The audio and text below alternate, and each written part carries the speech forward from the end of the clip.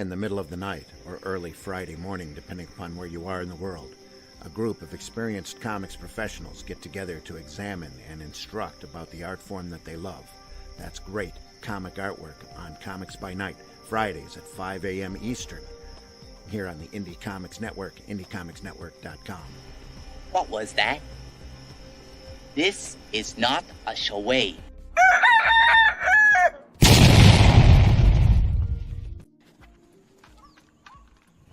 Holy shit. That is the craziest thing I have ever seen. And I'm Dennis Quaid, and Dennis Quaid has seen some shit. In the time before Atlantis sank and the lands of the world were savage and untamed, one man would claim his destiny. Leaving his Atlantean tribe behind and throwing off the shackles of Lemurian bondage, he sailed the seas as a pirate captain before seizing his place as a king. And now that he has the throne, how long will he be able to keep it? This is The Shadow Kingdom, the classic sword and sorcery tale by Robert E. Howard, adapted by Randy Zimmerman, with artwork by Russ Leach. Available now at fundmycomic.com.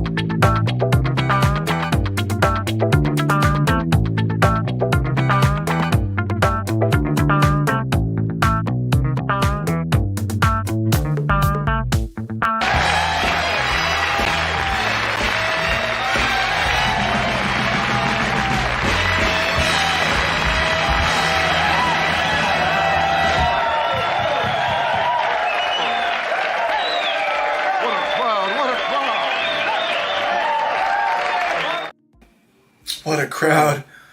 What a crowd. So nice. So I got the new PC up this week, guys. Yeah. Finally moved over from the Mac The to shackles. Well, I still like the Mac, I'll be honest with you. Yeah, I know. Moving over has not been that good for me. But I will say I'm throwing everything at this thing this morning. And things are running really smooth. Cool. There you with go. the stream so far. Hopefully that doesn't jinx me. Yeah. Fingers crossed. Yeah, really. But it's looking pretty good so far. And it's we're monitoring the system as we go. There's one big major difference though from this week to what I normally am doing.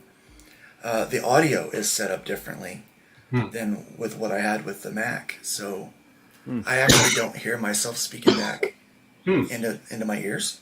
Okay. Which is actually working out pretty good for me. Now that my voice is getting stronger. So I've got to...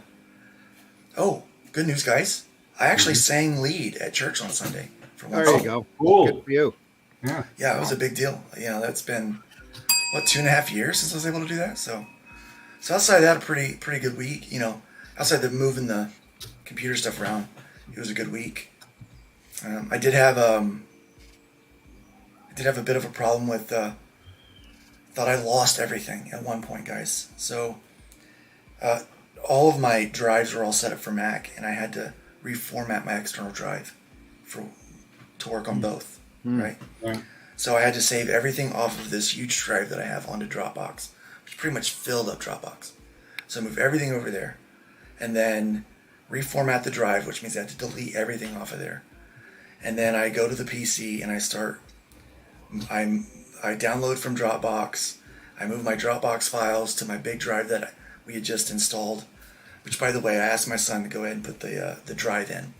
And he asked, what do you want me to name the drive? I said, just whatever. And he's like, so he just decided on something. And he came back later that day, and I said, what'd you wind up naming that drive? He goes, I don't remember. And grinned. And I go, no, you remember. You just want me to find out, right? Yeah. So I went up and I looked. He named it Big Drives for Big Guys. I said, could you found a gayer thing to name it? He goes, probably, but not as funny. It's taking a little time. Yeah. Yeah, it would have taken a little time. But yeah, so anyway, so Big Drives for Big Guys. I move everything. I move my Dropbox files there.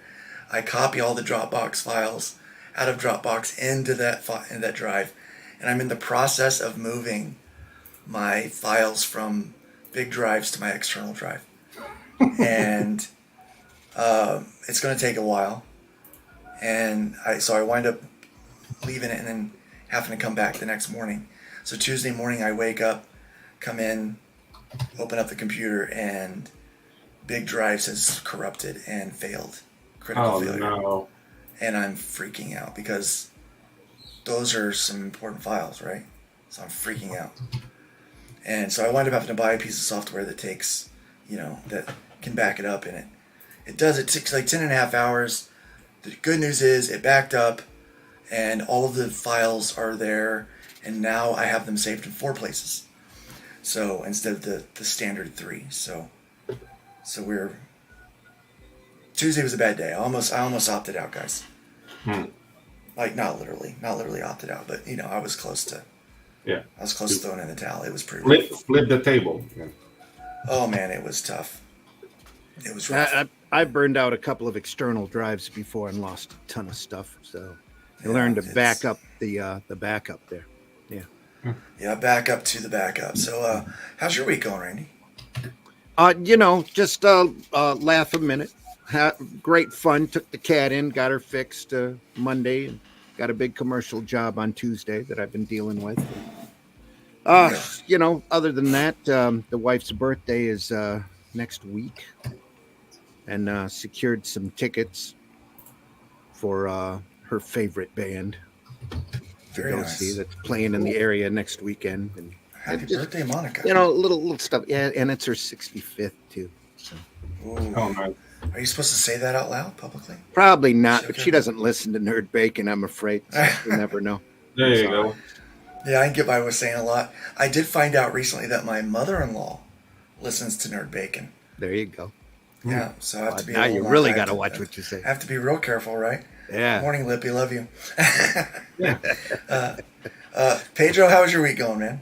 Well, for the fact that I ain't got damn problems, is I don't have in-laws listening to the show. Everything's cool, man. Like working on Waifus and Kaijus, finishing some, hard. I don't know. I'm looking for the right phrase, but this has been taxing because they're requiring a lot of me, go beyond what I've done before. So it's really satisfying, but it's a lot of work. And I'm finally on the last 10 scenes of this trailer I'm working on for Camel Moon. So I can wait for you guys to see it, man. It's cool. Well, I'm looking forward to it. Yeah, it's almost like an animated series now for real. Like the backgrounds look better and the animation is smooth. And I don't know. I feel like I'm tooting my own horn too much. So Did you have to learn some new skills for this? Not learn new skills, just grab things that I already knew. And because with animation, all it's time, right? So, okay, I have this much a lot of time. this is what I can do for you. But it's just like, no, just do it like the best way you could, and I'll pay you. I was like, oh, okay. Oh man, that's a dangerous place to put a client in. Yeah. 'Cause you're like, it's like you're gonna need to take out a second mortgage. Basically, Yeah, tell them that's them begging for trouble. Yeah, I Yeah, grinned. for trouble. I grinned, and he saw the evil grin, and he was all right with it. So He knew what that meant, right? yeah. I Yeah. just went like, Well, I usually try to save that step and go, how much are you thinking about paying me?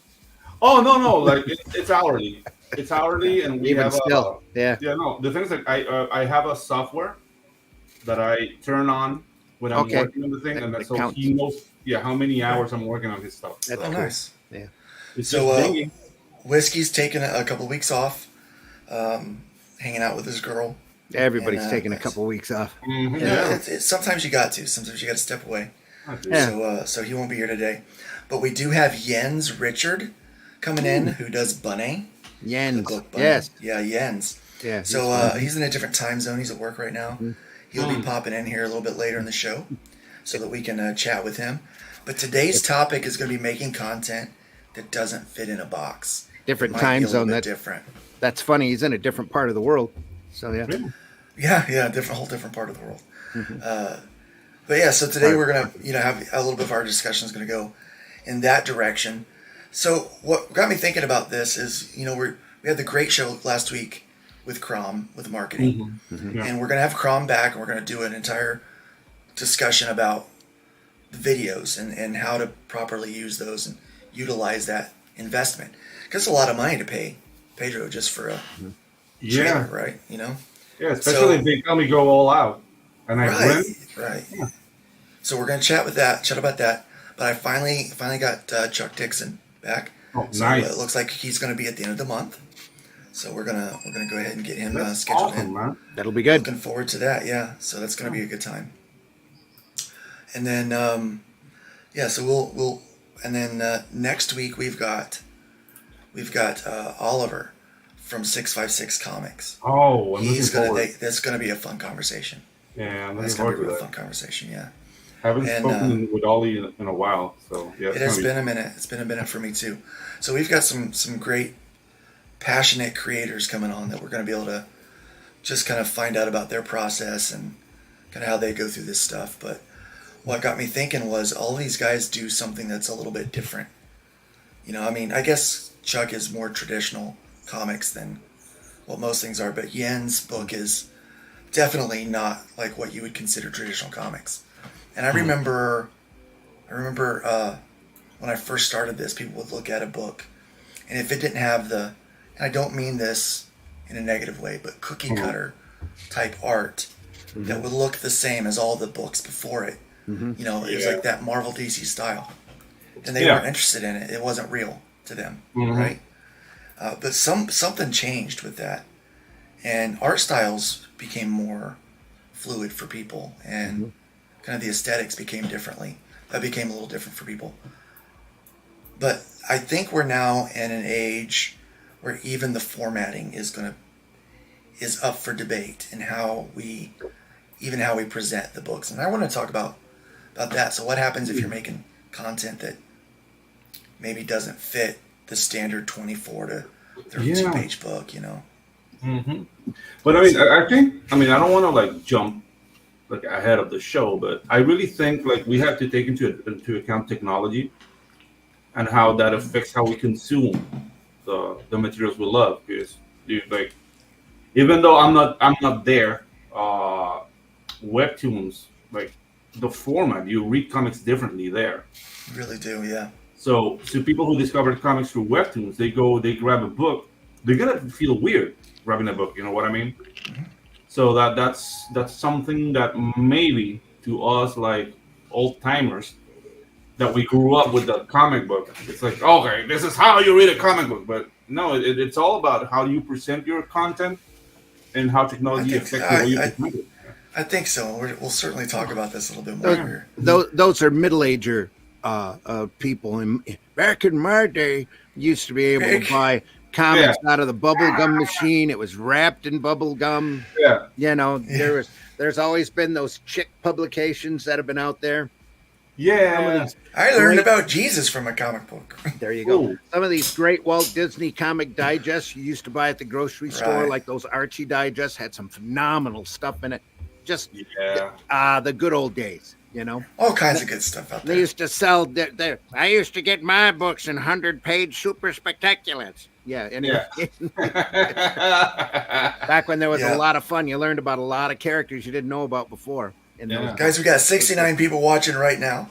Oh, Uh, right. yeah. And nice. Oh yeah. That's what she said. Nice, 69. Yep. My daughter, every time like the number 69 will pop up, she'll be like, nice. And I'm like, why you do that? She goes, I don't know. It is what it is. So let's go ahead and welcome our chat this morning. We got Genuine Comics, Dave Brink is in the house. Greetings, all of you lovely people. It's good to have you here. We got Scooty Boots in the house. Good day. Scooter Good day, Boots. all. Scooter There's Boots. Pedro. He's in the chat. He's on the panel. Some He's in weird guy multiple named places Pedro. at once. Yeah. He's There going we go. nuts. Scooty Boots says they can smell that the screen. We've got Al Mega in the house. Welcome, Comics Crusaders. Al. Wapa. Good morning. All you little bacon bits out there. We got Kirby in the house. Welcome. Good to have you here. Pedro making cartoons. Yeah. Dr. Ben in the house. Dr. Ben, good to see you here. Morning Baconeers and Conan Comics interpreter Zem. Nope, not Conan. Sorry. Nope. Shadow Kingdom Crawl. is Cull. Skull. Oh, yeah. Yeah. Shadow Skull. Kingdom is Cull. The very first sword and sorcery story that Howard wrote, and it's accepted as the start of the whole genre. Starts up all of the tropes. It's a Starts great all of that story. stuff. Shadow Kingdom, fantastic. funmycomic.com. Go look it up. Right now, Great artwork, we're gonna too. try to wrap a little bacon on that Yeah. this morning as well.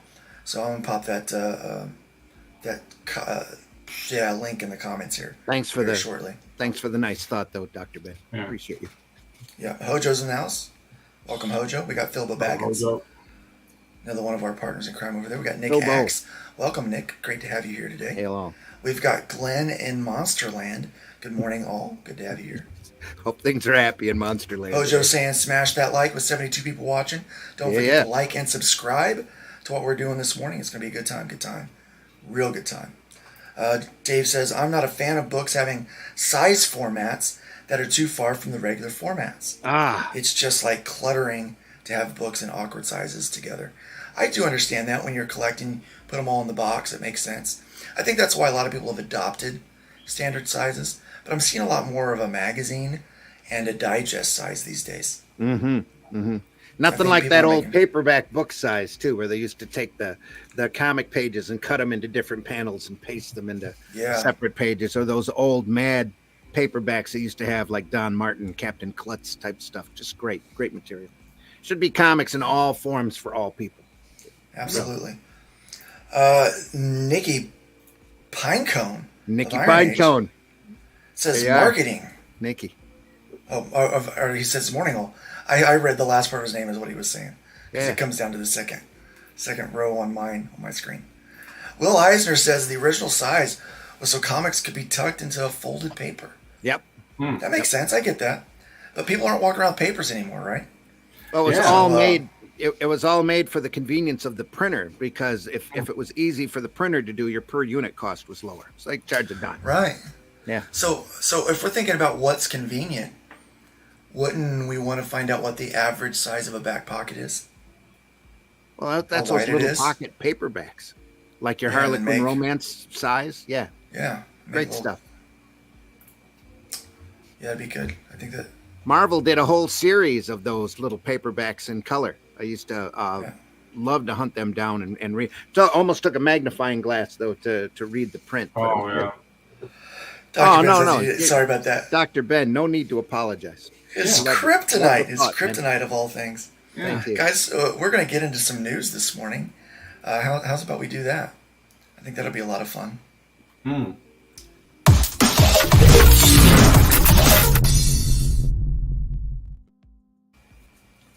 Oh, There we that There we dude. go. Oh, that dude. That dude. Check this out, guys. Yeah. Breaking Breaking. news. Uh-huh. So our dude here, this is a guy named Bo DeMaio. Is it Mayo or DeMayo? I'm calling him DeMaio. Okay, cool. The showrunner and executive producer behind Disney Plus's upcoming animated series X-Men 97 has been fired ahead of the March 20 premiere. Variant has confirmed. Variety has confirmed that. Variety. Has. The big, A big week? magazine. What is that, a for Hollywood. week? Yeah, about a week, I think. A week, a little over a week. A week or so, a weekish. Before the big premiere of the show. They already have 2 seasons of this show in the can. Yeah. In the can. Oh, okay. Yeah. But remember, guys, these are Netflix style seasons. Yeah, with 10 12 episodes at most. Yeah, at most 10 to 12, not the 26 the way it used to be. Not even a Right. complete season. Yeah, In the old days, yeah. yeah. And the old Yeah. days were the animation. Yeah, the way it's done now. 22 minutes with 8 minutes for commercial breaks. And So DeMaio had completed work on season 1 and 2 of X-Men 97 ahead of his exit. He will not attend the March 13th Hollywood premiere for the show. His Instagram account, on which he had been previewing artwork and answering fan questions about X-Men 97, has also been deleted. Boink. yoink. What's going on, guys? Okay, He I have a wrote- theory. Yeah, we're going to talk about this series here in a moment.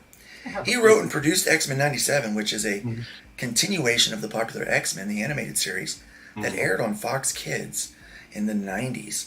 It is unclear why DeMaio was fired from X-Men 97 so close to the premiere, but he will no longer promote the show or be involved with future seasons. DeMaio also wrote on the fellow Marvel and DC Plus series Moon Knight, starring Oscar Isaac, and the upcoming feature film Blade, starring Mahershala Ali. I can never say his name right. Marsala. Mahershala Ali. Ali. Which I like that actor. I've heard that Mm. that is already a woke mess. Mhm. All That's of what already they're a woke doing. mess. Moon Knight was a woke mess too. Don't let. Yeah, it was a woke mess too. There was maybe 2 episodes worth of material on that show that was really good, and then other than that, it was Just yeah, it was, you had to wade through all of it in order to see it. Yeah, It was. yep. That was. I'm trying to be nice, family friendly show. Anyway, yeah. I mean, we can say doo doo, right? Doo doo. Yeah. That's it. Voodoo. See, his other credits include Star Trek: Strange New Worlds, and that's actually pretty Really good. Kind of enjoying that show, even with Witcher was good. the little woke messages splattered here and there in the show. It's pretty decent. Yeah. Netflix Witcher live was action good. One. first season was really good. Like that. And then it like took a nosedive as they decided to veer away from the material. Mm-hmm. So he's not a bad writer. Here's the thing. I don't know that he's the woke behind Dawn. the new Blade. I don't know that he's the woke behind it Well, I don't think you can because there's tie someone that else that's in down. charge of that. I don't think you can tie that down to any one person because Okay. for the last 5 or 6 years, all of this crap's been written by committee and then attributed to whoever was in charge of charge the of the committee. chat GBT at the time. Do you guys want to hear my theory? Sure. This guy's a traitor. A traitor in one little sense. He's black and he's gay. And he wants to stay true to the source material. So to the writing room, he's like, wow, Judas. You know what I mean? Only because he wants to stay true to the source material. Yeah, yeah. And Yeah, he yeah. tried to do it in The Witcher, and he was out of there. Mhm. Now he tried to do it with Right, X-Men. that's right. Yeah. He with Henry both wanted to keep it Mhm. true to the source material, and they're both out. Yeah. Oh, If he- I think that's a pretty good. Yeah, dude. If he That's a was a pretty good white theory. dude, if it was a white dude, they wouldn't have made this much of a fuss. But he's supposed to be a poster child for inclusion. Because I'm only black. I need to be gay to get along in this world. 2 boxes. Yeah. Yeah, Oh, come I only on. have. Don't I'll stay with 1 box. don't. Yeah, I mean, don't beat yourself up. yeah, Right there. I mean, yeah. I know. you know what they say. You know what they say. Everybody's gay once in a while. Yeah, I know. If I could find that clip for you, here you go. Yeah, exactly. everyone's gay once in a while. Yeah, exactly. The thing is, like, how much do you want to succeed? Like, I don't know.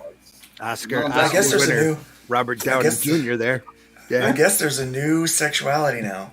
Mm-hmm. My wife can't remember the name of it, but it's basically, well, today I'm straight, tomorrow I'm gay, maybe the next day I'll be bi. I don't know.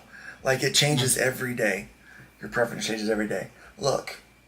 Isn't that called having no shame? I don't know. Isn't that called indecisiveness? That's like, Yeah, just like, whoa, make like it figure your it mind. out. You poor, yeah.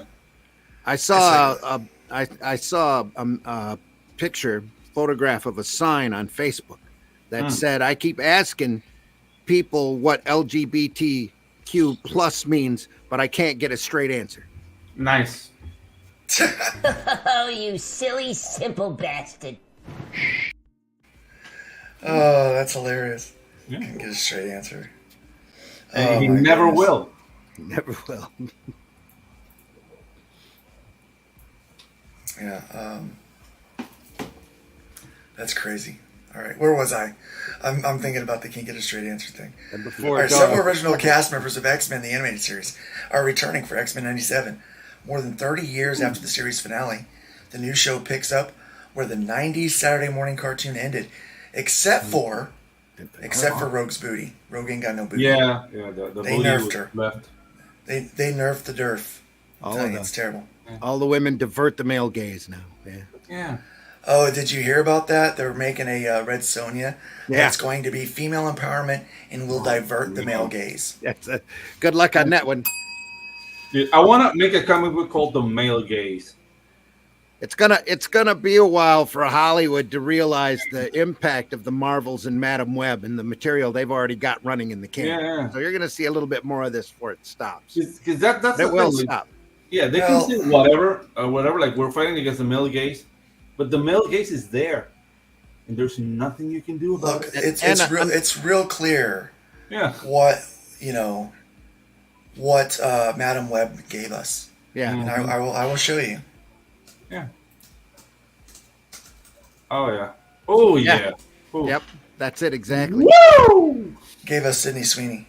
Yeah. Sorry. Yeah. I had no idea who she was before this movie. Oh, Yep. dude. She is funny. She is likable. She's a nerd. She cared about the character. She cared about the source material for the character, and she is gorgeous. And she's projecting the male gaze to the next decade. Her SNL Yeah. monologue was hilarious. She said when she was a kid, she had a plan to become an actress or whatever, and she said, and on the back, I had a backup plan, a plan B, and the plan B was show your boobs. Yeah, exactly. And I was like, I laughed so hard at that one because that's pretty much what she's done to dude. some extent. But no, she is actually quite a talented actress, and so we've learned, people are learning that people are actually interested in an attractive, powerful woman. I mean, Yeah, go figure, right? we're not who afraid knew? of it, Who knew? guys. Yeah. None of us guys are afraid of that. Yeah, We don't have a looking problem forward- with it. Looking forward to it, actually. I've always loved that. Like when my wife gets all like, Oh, wow. there's got this video where she's shooting a 45 and Yeah. dinging that target, and I'm like, whoa. Yeah, dude. Like, I don't know. You go In my primal, experience- man. In my experience, when I go visit my tourist friends and they say, "Did this look good?" That's the highlight of my day. You know what I mean? Right? Yeah, it's just like, There's, how there's does this no- look? There's nothing like a strong, beautiful. Taste the biscuit. Taste the goodness of the biscuit. Taste the honey sauce. Taste the goodness of the biscuit with the honey sauce. And thank you so much. The Holocron Records is my new partner in crime. We do appreciate that super chat. Let's make that bird dance.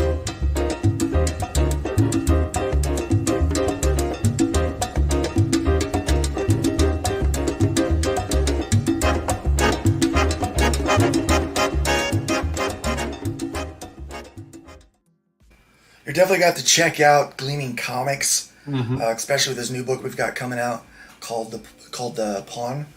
I think it's called Pawn. Maybe it's Pawn Shop. I think it's called Pawn. It is fun. Oh my gosh, you guys are gonna love this book. He says Bo DeMaio. I'll start over. Bo DeMaio was fired for wokeness. He made more non-binary, and it tanked all interest in the show. That could be That's it, very too. possible. Yeah, that could be it too. We don't know that for sure, though.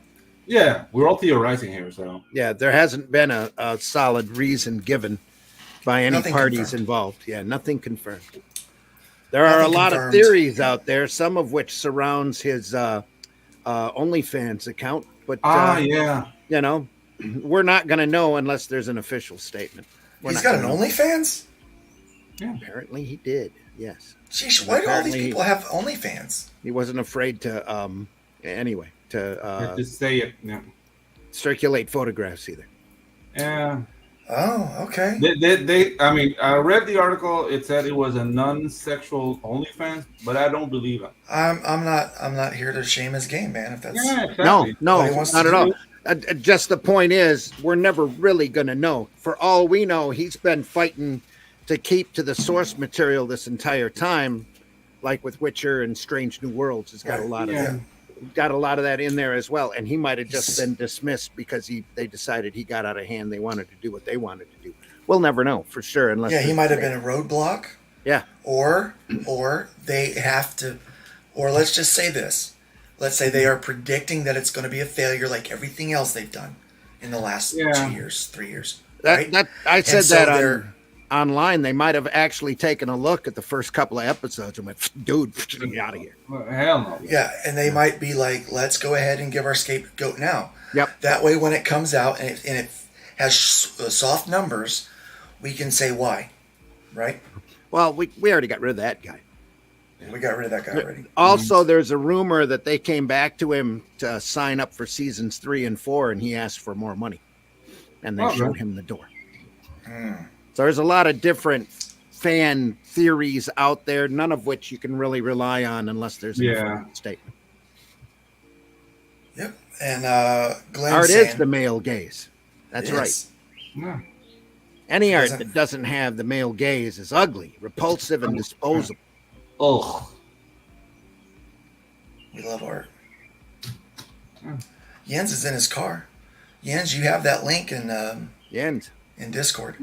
Yeah. The link will bring you right here to this chat. Welcome, Mike Jimmy. Jimmy. It's good to have you here. Hey, what's up, Jimmy? How's the baby? Looking forward to seeing you submit that campaign for review over there There on you Fun go. to My Comic. Yep. Fun My Comic is moving along, guys. Things are looking great over there. Hey, check this out. Randy, you want to read this one for me? Sure. Comic-sized Deadpool RPG adventure for Marvel Multiverse role-playing game. Marvel Comics will release a comic-sized Deadpool RPG adventure for the Marvel Multiverse role-playing game this summer. The company announced. Deadpool role plays the Marvel Universe will include a comic story lead-in written by Cullen Bunn, with art by Mike Shelfer, cover by Mike Hawthorne, can't get enough Mikes, and colors by Alex Sinclair, also known as Mike. A standalone RPG adventure and new full character profiles. Gamers can play as Deadpool and his team, or as their own characters in the adventure, which is intended to be used with the core rule book.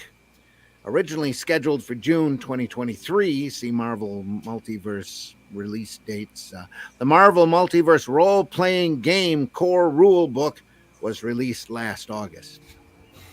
Very nice. I don't Speaking know. of which, Yeah. I have a problem with Deadpool being the face of Marvel. Because I don't know, like he's fun, but he shouldn't be the face of Marvel because he's like he's always like breaking the fourth wall. So it's like it makes comics ironic. You know what I mean? Well, they got we've to been doing it here too, guys. Yeah, Yeah. they got to do something. You can Yeah, I get gotta do you can get 144 page trade paperback Mhm. that has a quick play module that takes place between that and the second 144 page graphic novel. There you go. And we've got a full core rules that will be shipping out here in a couple of months. I'm nearly done with the art on that. So, guys, go check that out. It's on Fun My Comic right now. There you go. And it's the double feature. So I've got to get used to that this is a PC and not a Mac. I keep hitting that Windows button. Ah, Oh. Okay. And I hit that Windows button a lot. Yeah, So check that out. It's Control or Alt. Welcome, Jens. Jens is in the house. Okay, hey. Jens is in his car, Yeah, it's in the car. Yeah. but he's Jens in our is house. in his car. Yeah. How long is your I will mute myself because the mic is not good in the car. But I'll be here. I will handshake you and I will jump. Okay, yeah, we're having a Yes, hard time whatever hearing you said. Hear me? Yeah, that Yeah, was that's beautiful, what I man. You're That was breaking up. You're Beautiful, breaking up. beautiful. Yeah. So I imagine we'll see you when you get you'll be here, Oh. and then when you get home, Jens, you'll go be home. clear. Or Yeah. whatever. Yep. Yeah. Safe travels. So Yeah, dude. yeah, we're gonna have a good time talking with him today. He's a fun guy, not a mushroom, but a fun guy. A fun guy. Yeah. A Okay, fun guy. yeah. So yeah, you could also check out. Where's my snares. Here's another one we need Oh, to I make don't sure have it we're. here. We also need to make sure we're getting a little bacon wrapped on this guy today. Yeah. Look at that. We're almost halfway home. Yeah. Shadow Kingdom, Arrow Comics, There you graphic go. novel, adapting the classic Robert E. Howard story, iconic even. Robert E. Howard tale. Yeah, Jens is a Dalek. Jens Yes, is a Dalek. he did Glenn. sound very Dalek-like, didn't he? Morning, Glenn. Exterminate. Exterminate. Love it. Yeah, dude. Beautiful, beautiful book. The Look at Dalek made me fearful of like trash cans for so long. Great artwork here. Oh, We're look at following the that, story verbatim. There's only just one or two visual differences, but other than that, it's solid comics. 69, 70 pages worth of comic story, plus we're including the prose story in the back of the book, just so you can compare Look it. at that. It's 69. Guys, come on. This is Yeah. tried to save as much Howard's great prose and to include in the story. It's just it's a great story involving Kull just as he becomes king of Valusia and finds out there's a big conspiracy going on to take his throne away by a race of shape-shifting lizard people.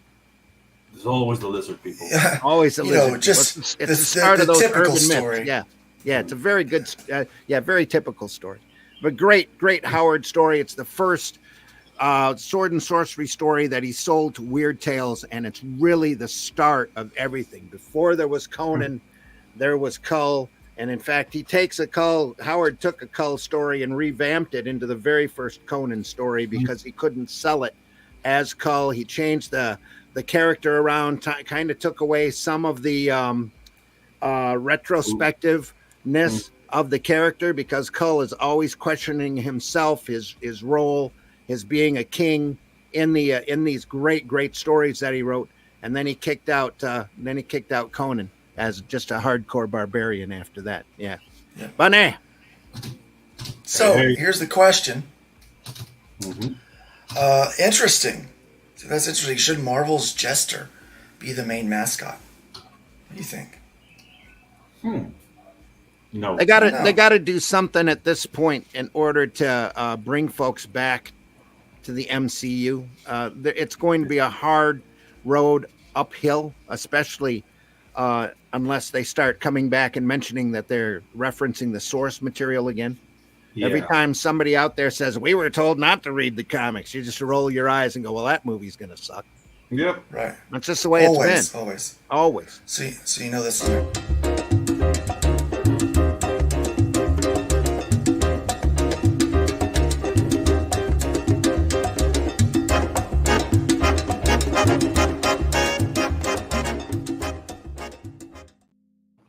Thank you, Scooter Boots, for the super chat. Yeah. It looks like, is that an Aussie $2? That's what it looks like, yes. I think that's what that is. Oi, dog. Love the art. Love the art. Yes. The art on that is It's all Russ by the Leach. fantastic Russ Leach. Russ Yeah. is really Let's the go ahead and- instigator for that project, too. He asked me to do Yeah. it for him, and I couldn't tell him no. So Yeah. There are artists that make you want to rethink your life, and Russ is one of them. and he's really poured himself into this stuff, So too. good, man. So That's it. good.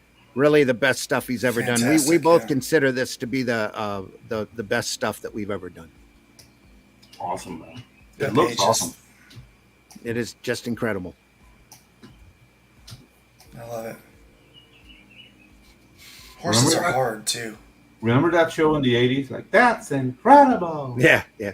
And he didn't use one 3D asset in his whole book. Oh, he went through and colored it very much like an old style Silver Age book for a reason. Yeah. It gives it that feel and that that appeal. It's just like I said. I lettered the book also, and it was a fun challenge to go through and place that lettering in amongst his art, so it didn't bump into any serious elements. So Yeah. Look at that. very Production proud art, of dude. it. Ooh, Very proud of it. Yep. my gosh. There's Guys, let a us one know of a if you're backing kind. any of these projects this morning. If you Yeah. scroll that at the bottom of the campaign, there are 2 one of a kinds. You can get that cover for only $400 plus a copy of the book, the original for that cover. Plus, there's a package of sequential or of production artwork there. Again, one of a kind. That's $350, and very, very worth it. $350. I told Russ he was undervaluing both of those packages. Yeah. But we'll see how they go. That, That- cover, that- $400, guys. Yeah, That guys, artwork going is for it. great. Look at that cover art, just phenomenal. Yeah, $400 and Yes, $350. Somebody got $400 on them. You can flip the bird to Randy and Russ this morning. Absolutely. They would not mind if you did that. This campaign looks amazing. I'm just proud as can be to have be just in the same vicinity of this thing happening. If you know the this beautiful story, Air Comics work. if you know the story and you like Howard's work at all, this is literally a must-have for your library. Absolutely. Absolutely. Let's go ahead and get back to the articles. Here's something else, guys. Check this out. Are you sure this is What did I this did? is current? This is 2023, This right? This is March 13, 2024. Okay, smokes. Yeah, as Bullwinkle would say. Funko Incorporated reported a 154.1 million full year loss for 2023 on a 17% sales decline to 1.1 billion from 1.3 billion in 2022, a much worse result than the 8.0 million loss in 2022. Fourth quarter Funko sales were down 13% to 291.2 million from 333 million. 3 is a magic number. In the year ago quarter, US sales were down 18%. A 16.3% increase in sales in Europe partially offset the decline in US and other international markets. The quarterly loss was 10.8 million, an improvement from the 42.2 million loss in quarter 4 of 2022. We're still losing money, folks, but we're not losing as much money. Yeah, When we're I saw looking this at article time. come up, I was like, "What did they just reprint? Yeah. They just reload an old article?" When you And I put was like, that "No, article this up, is new." yeah, it's exactly what I thought. We've already read this before, right? No. No, Interim mhm. CEO Michael Lunsford, attributed interim CEO, by the way, because the previous CEO left. Michael Lunsford attributed the bulk of Funko sales decline to, quote, one particular wholesaler, unquote. If you take those numbers out, our wholesale channel is not significantly off of where it would have been at this point, he said in the conference call. Who was he referring to there? Give us your ideas in the chat. Who do you Lunsford, think he's talking about? oh, we all know who he's talking Yeah. about. Lunsford, who was brought in as a turnaround specialist, touted the company's efforts to reduce inventory, which was down 127 million, over 50% from the end of 2022, to cut the size of Funko's workforce and to exit unprofitable lines and SKUs. See the Funko plans 30% reduction products, a move that ultimately resulted in the sale of its games division assets early this year. A group of Funko Games alumni have since formed a new design and development studio, Tempest Workshop. Tempest. Okay. Why was that in the article? I have no idea. Yeah. For 2024, Funko is concentrating on its direct-to-consumer sales, an area we control and can grow profitably. As Lunford put it, DTC sales were 26% direct-to-consumer. That is, sales were 26% of sales in quarter four and were up 30% from quarter four 2022. Sales in 2024 are expected to be flat to down, with an increasing percentage made direct-to-consumers. As the turnaround ends and the company looks ahead, the team brought in to do the heavy lifting is on its way out. CFO and COO Steve Nave. Is that really his name, or did they first up? name so Maybe great they named it twice? Steve Nave. Yeah, maybe that's what they call him in the hood. Like, hey, tell Steve. Yeah, Steve. Bring down the read. If that's not his name, it's his name now. Steve. Hey, Steve. Who handled much of the operational change and inventory reduction at the company, is leaving as of March 15th. And the company expects to announce... Yeah. Steve smokes Newport. Newports? Has Mount Liquor. Sorry. The company expects to announce a new CEO to replace Lunsford, who has been in an interim role in the second quarter of this year. Yeah, and his name is John.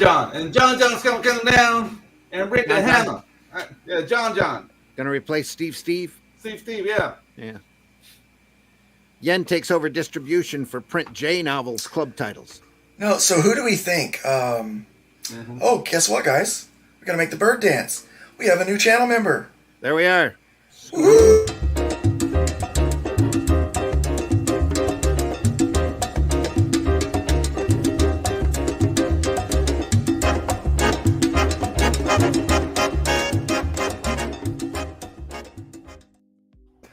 Thank you, Scooter Boots, for becoming a channel member. We'll make sure that you enjoy your benefits. Hopefully you'll enjoy your benefits. Welcome, Grey Wolf. We've got Grey Wolf in the house. We've also got Immortal Rising has now joined us in the chat. It's great to see everyone here. Every person I've directed to Shadow Kingdom has replied that they backed. Awesome. Nice. There you go. Awesome. Thank you, Hojo. Yes, thank you. Hojo is a sales machine. Yeah. Sales machine. Absolutely tremendous doing that stuff. He's So who do you guys think? Who do you guys think that that one wholesaler is that they're talking about? Marvel or Star Wars. It could be. Wholesaler, not a licensee. Oh, a licensee, wholesaler. Oh, okay. Wholesaler. So we're talking probably. Jens might have an idea. He's still here. Let me unmute him here. Jens, you have to unmute your mic from your end. Mm-hmm. Yeah, but I think the... Yes. Can you hear me? Yes, we can hear you. I am racing like a beast. Oh, don't put yourself in danger. Yeah, don't put yourself in danger. We got plenty of time. Drive safely, yeah. Safely, baby, yeah. Come on.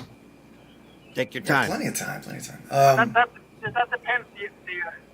But all the other people are not driving safely. Why should I? Good point. Touche, sir. Touche. Touche. Point made. I think you were driving in Michigan with that attitude. Yeah. Anyway, I support everything you just told about Rush Leach and the comic. I support everything you just said. It is awesome. Thank you, Jens. Thank you. Very proud to be associated with that book. I think. I'll be home soon. Better sound. Bye-bye. I will mute myself. Bye-bye. All right. Take care. Be careful. So, be careful, baby. Yeah. So we, I would have to say, if I were to guess, wholesaler, who has the most Funko Pops, like FYE, maybe a Spencer's or a what's that other one? Where the goth shop? Hot Topic. Are those still around, man? But to blame it on one, to blame it on one wholesaler Yeah. seems stupid. I don't know. Yeah. Well, if it wasn't for them, we'd be okay. That's childish. It's immature. Doesn't seem like a businessman should be saying that. Yeah, well, that- if they haven't been paying their bill. Mm-hmm. Probably. Well, that could be it. Yeah. Yeah, but there are other ways to process payment tardiness, not like air them out to the public. So it's not professional. This is a fun one. Yen, not our guest, Yen's, but Yen takes over distribution for print J-Novel Club titles. Physical book distribution via Hachette and Diamond. J-Novel Club LLC has announced a partnership with Yen Press for its physical book catalog.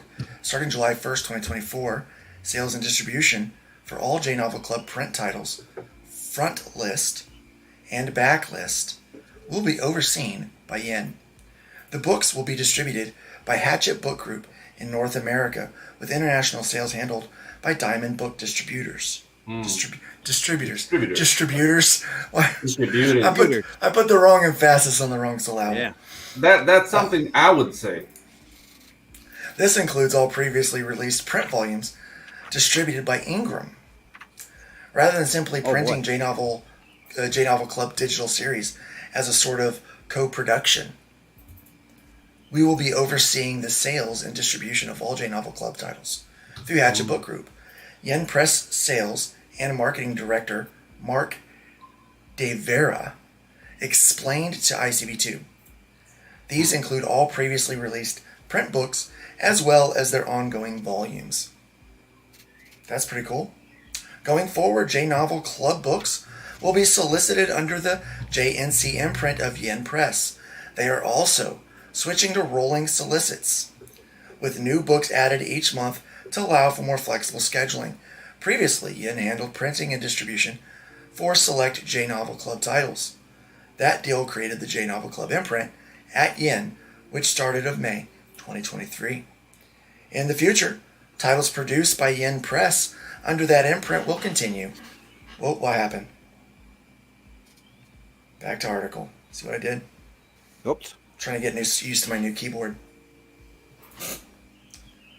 In the future, titles produced by Yen Press under that imprint will continue to be branded JNC, while titles produced by J-Novel Club will have full J-Novel Club logos.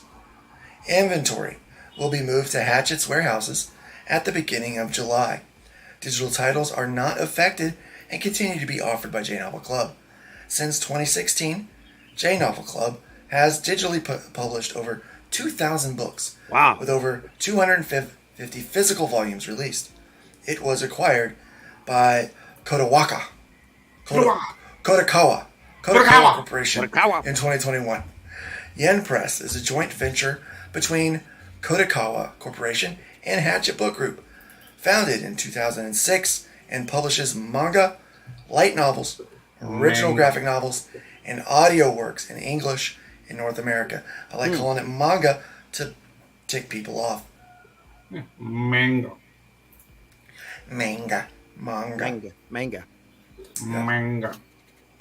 Good stuff.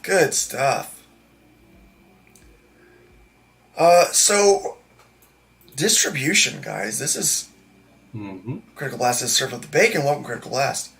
This distribution thing. This is kind of interesting. So we see a company like Funko going direct to customer. Yeah. Saying no more retail. Yeah. But then we see book channels going more retail. Trying to get into more shops, bookstores. Yeah. Instead of trying the direct to customer route. Well, they probably still have their store as well. It's just that the direct distribution is now being handled by Diamond as opposed to Ingram. So Diamond might be a little bit more hungry considering they've lost a little bit of their distribution base. So yeah, and obviously we know that manga is doing really well. It is very popular. In fact, I've even started copying some copying or grabbing, swiping some techniques that we see in some of the action of manga, putting it in my own work because it's fun, it's interesting, and that's what's selling manga right now. It's their entertainment value. Yeah, it is very entertaining. So I'm seeing that happening, and I don't know if it's the IPs that Funko is licensing that's causing them to suffer. If they started licensing more, let's say, Yen Press stuff, would they do better?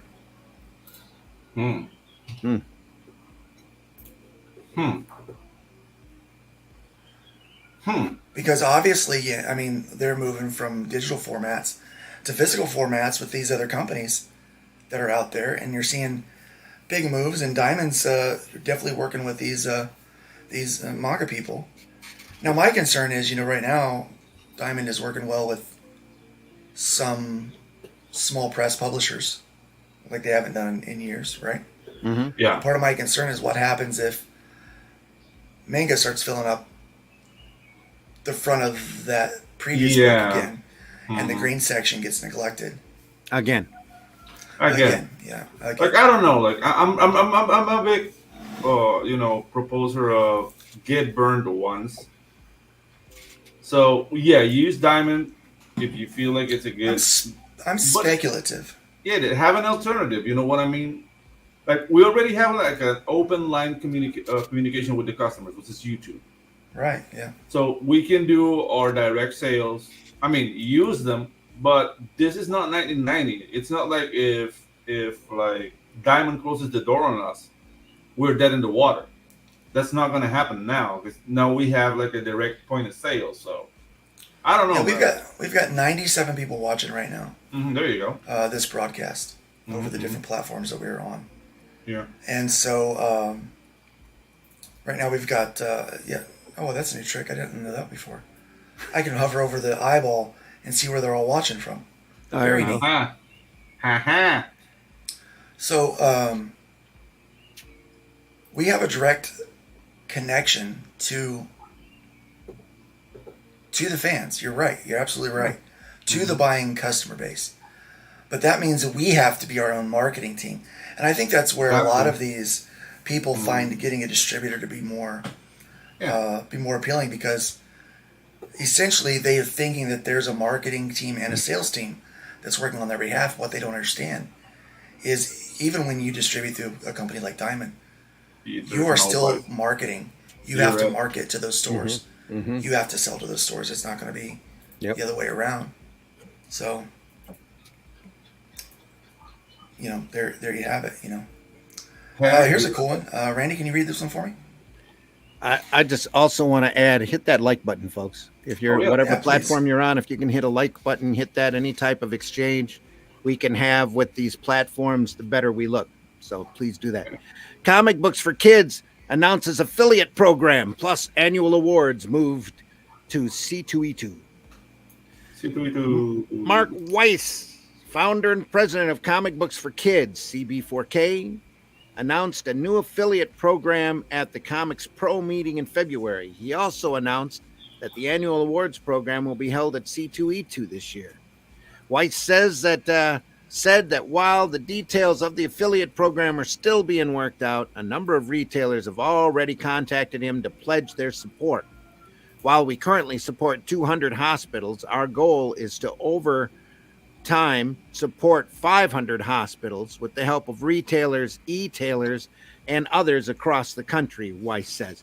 The organization's annual rewards will be presented at a ceremony at C2E2, which will take place in Chicago in the last weekend of April. CB4K distributes comics to children in hospitals and cancer centers worldwide, and its sister organization, Comic Books for Troops, does the same for members of the military. For more information, see the Comic Book for Kids website. I love this idea. Of we've got Arrow Comics we can move to them. Yeah, we certainly do, and we probably should. The kids and the troops would enjoy. Yeah, absolutely. Let's do it, guys. Let's do it. Let's make And that happen. what a great cause. Because I can tell you, we can tell you really from personal experience being laid up in the hospital, that having that extra comic, especially a good entertaining comic, would really come in handy, especially for these kids. Yeah. So get them off the screens, get them away from that TV. Most of the time they can't be on their screens to begin with, but a good comic, depending upon their disability, a great comic can be enjoyed by everybody, Yeah. Look at that view. There we are. That's as flat as Indiana, isn't it? Oh yeah, dude. Yeah. I was going to say it reminds me of Australia and Mad Max, but that's just Yeah. me. But Yeah, it's like the Netherlands or something. Great Crowned Road. Yeah. Yeah. Yeah, one of them flat. Look countries. at that. I'm not calling the Netherlands flat chested though, but I know it's. Oh, I think Jens is pulling up to his house. Yeah. Or somebody's house. Maybe he's just gotten done. Yeah, maybe He's like, screw it, guys. Don't dock He's like, screw it. I'm going in. Going in. Yeah, we're going to pull him out so we don't dox him. No, like Yeah. he parks and then he goes to the trunk and brings out like. Don't give him an address. Don't give him an address. Yeah. He's running in. Oh, running in. Yeah, he brings Tell out by like the duct camera. tapes and zip ties and the trash bags. So I'm seeing a there's obviously I think this is a time of year where time in our history in our particular industry where we're seeing a lot of changes. A lot of things are being very things are fluid. It's not like it was before. There's no longer a distributor that has domination like Diamond once did. It's the field is contracting and yet opening up at the same time. And it's opening up in a lot of very interesting areas. Crowdfunding. There are some key crowdfund books out there that are booming and doing incredibly well. There's, all at a time when corporate comics are suffering from quality. And, in my opinion, too much chat GBT. But that's right. me. And I mean, we have to talk about Eric July. He's his fourth book now that's hit 1 million. Yara launched and in 24 hours hit $1 million. Yeah. Granted, I mean, I have seen some people make some comments that the numbers didn't, book price versus number of books sold. The number seems really high for that. That it equals out to about $300 per backer or per customer. I haven't been paying that close of attention to it. So. Yeah. So I mean, whatever is going on, there's obviously something going on there, right? Some excitement or whatever it is. Excitement. Yes. Yeah. People have got, I mean, whether they're buying these books to own the libs or they're buying these books because they want the stories, they're buying these books, And, I don't, he's breaking the mode and model of traditional crowdfunding. There was the, what we'd seen for ages where you go to make a book and, for some people, a couple years later, the book comes out, people are actually paying, to get, to invest in the creator to make the book. Yep. Right. But then that kind of moved to where people were like, well, I'm going to have the book done and we're going to do like a pre-order thing. And so it kind of became, when you think of crowdfunding, you think more of a pre-order thing. Well, then people started saying, well, if I'm going to pre-order, I might as well just pre-order it from my website. Yeah. And do a campaign for, the pre-order there. And it just keeps getting more fluid and fluid. But I remember a few years ago, you had to have a 32-page book or a 40-page book. Or 42, whatever it was. 48, probably. Yeah. Yeah, and it had to be a standard size. Yep. And you had to sell it for $25. Yep. And it had to be $10 shipping. Yep. There's and you have to do this, and you have to do that, and you have to build a YouTube channel, and you have to grab an oar, and you have to do this, and you have to do that. And then people were like, I don't know that I want to do that. I don't know that it fits my model. I don't know that it fits my, my business. in what I'm able to do. Yes, some people like Hojo lowered the price of his book, did a shorter book, and still made over $10,000 on his first campaign over 3 platforms. Yeah. Yep, the good old Sorry, days guys. when books were and shipping were cheaper. Yeah. Yeah. Sorry, guys. Yeah. I have to take care of a snake, but I'm back. And you meant that literally. What was her name? No. My dad called me, and it was like, "Hey, what's up, Jens?" Yeah. Yeah, there was a snake in the little like patio thing we have for like the hammocks. I don't ask questions if it's venomous or not. That's dying. So. Oh, okay. So, the other thing that I noticed was not only did the over time, art has changed and formatting is changing, and people are more open to more diverse kind of selection of books, I think. But we're even seeing out that the crowdfunding model thing is changing. Yeah. Even what people expect from an independent book is changing. There's still people that think that every book that comes out should be fine dining, if you will. Clearly that's not going to happen. Well, everybody thought you had to have the same format so that you could slab the things, and then you figure out that those slabs really, might not mean much after all. Yeah, So- slabbing is a scam, and then you find out that, then you have to take in consideration the success of manga globally, and they break every conceivable idea that we have of what you have to do. Yeah, What look we've at been their saying format. has to happen. Everybody should have a copy of Shonen Jump out there. Take Yeah. a good look at it. Yeah. I've got one. It's magazine size. It's big. I got one that looks like a phone book. No. Yeah. Anybody who remembers what those look like. Yeah, I mean, I think we should copy the versatility of how manga is presented, but we shouldn't copy the work ethic though. That's not funny. No, Those guys are definitely dying. not the work ethic. What do you got there, Jens? You got there, Jens? What's that? It's a book. It's a book. This is my tribute to Luke. Something I really want to show you, Luke. This is only in Danish, made by a Danish artist and writer. It translates to Son of Man. This is very cool. This is That's the beautiful illustration work of Jesus. Oh, look at that. Oh, that's gorgeous. Yeah. Getting baptized. There you go. That's beautiful. Yep. And it's like all That the gives way. me goose pimples. Yeah. Check The this art is out. beautiful, man. Wow. Look at that Walking water. the sea. Some nice painted We'll work have to there. find out how to get a copy of that book. Yeah. Well, it's only in Danish, and you can only get it in Denmark. And the best part of it, check this out. Yeah. Beautiful. That's really nice. The writing is written for comic reader, written for storytelling, and he did the script together with the Danish Bible Society, whatever.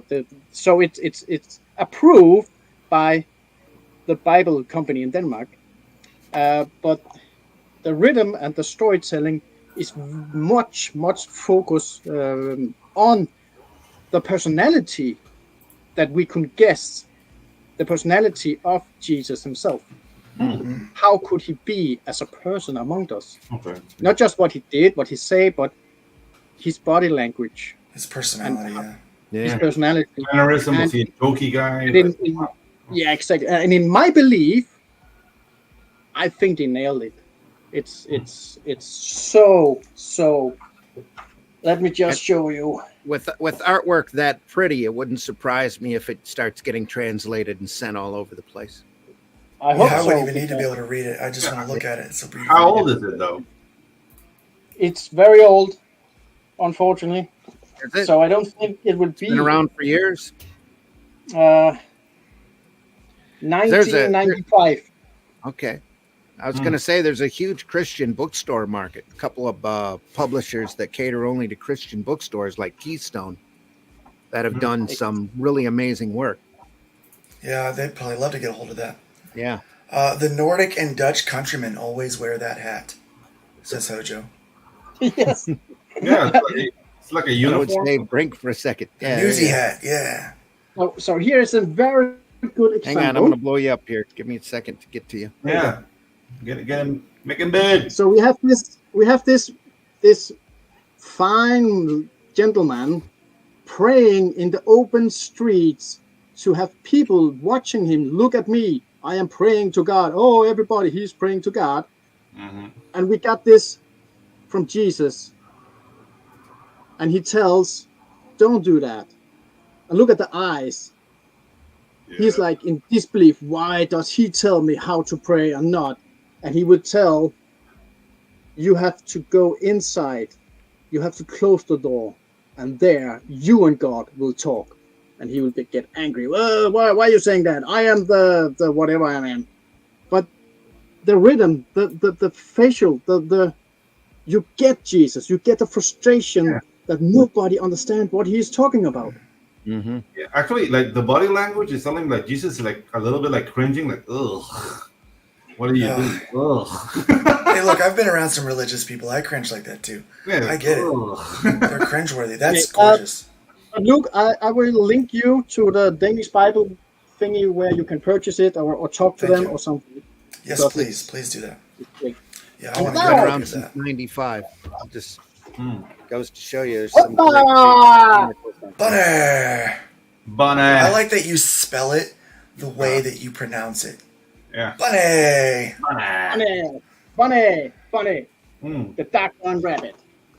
Anyway, Bunny. hello. I'm not sure that we have met before. No, we haven't. No, we haven't. Hello to you. Yeah, how you doing? Like we're in different parts of. I'm not even in America, so maybe that's why. Everybody, I don't know. Yeah, this is Jens. So Jens, tell our audience a little bit about yourself so that they can get to know who you are. Yeah. Like, Well, how did you come to be a comic book creator?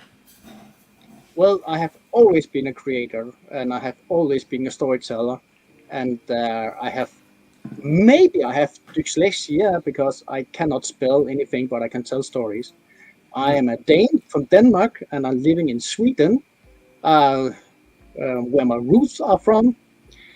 And my influences and in my storytelling comes from the Nordic and from the Europe.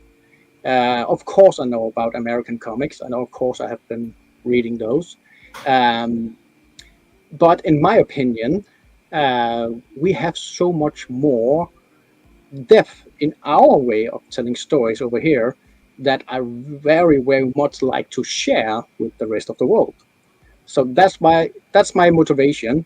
I know. Explain what you mean by that. What do you mean by more depth? Oh, Give me some examples. Yeah. Well, what I might be colored by Hollywood,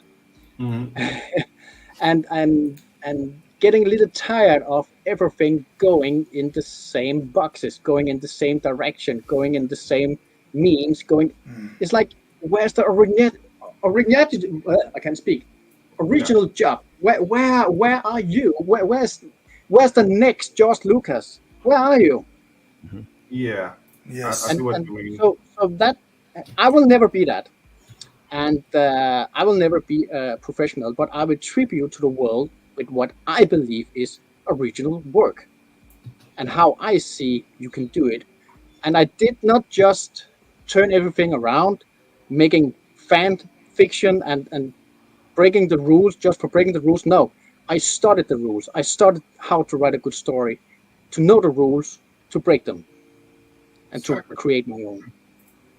So yeah, that's a little about me, and it's just a hobby. And in my daytime, I have a work. I am an office caretaker, and my artist Nathan is actually a janitor in US. So it was fate or something. I don't know. It's fate, yeah.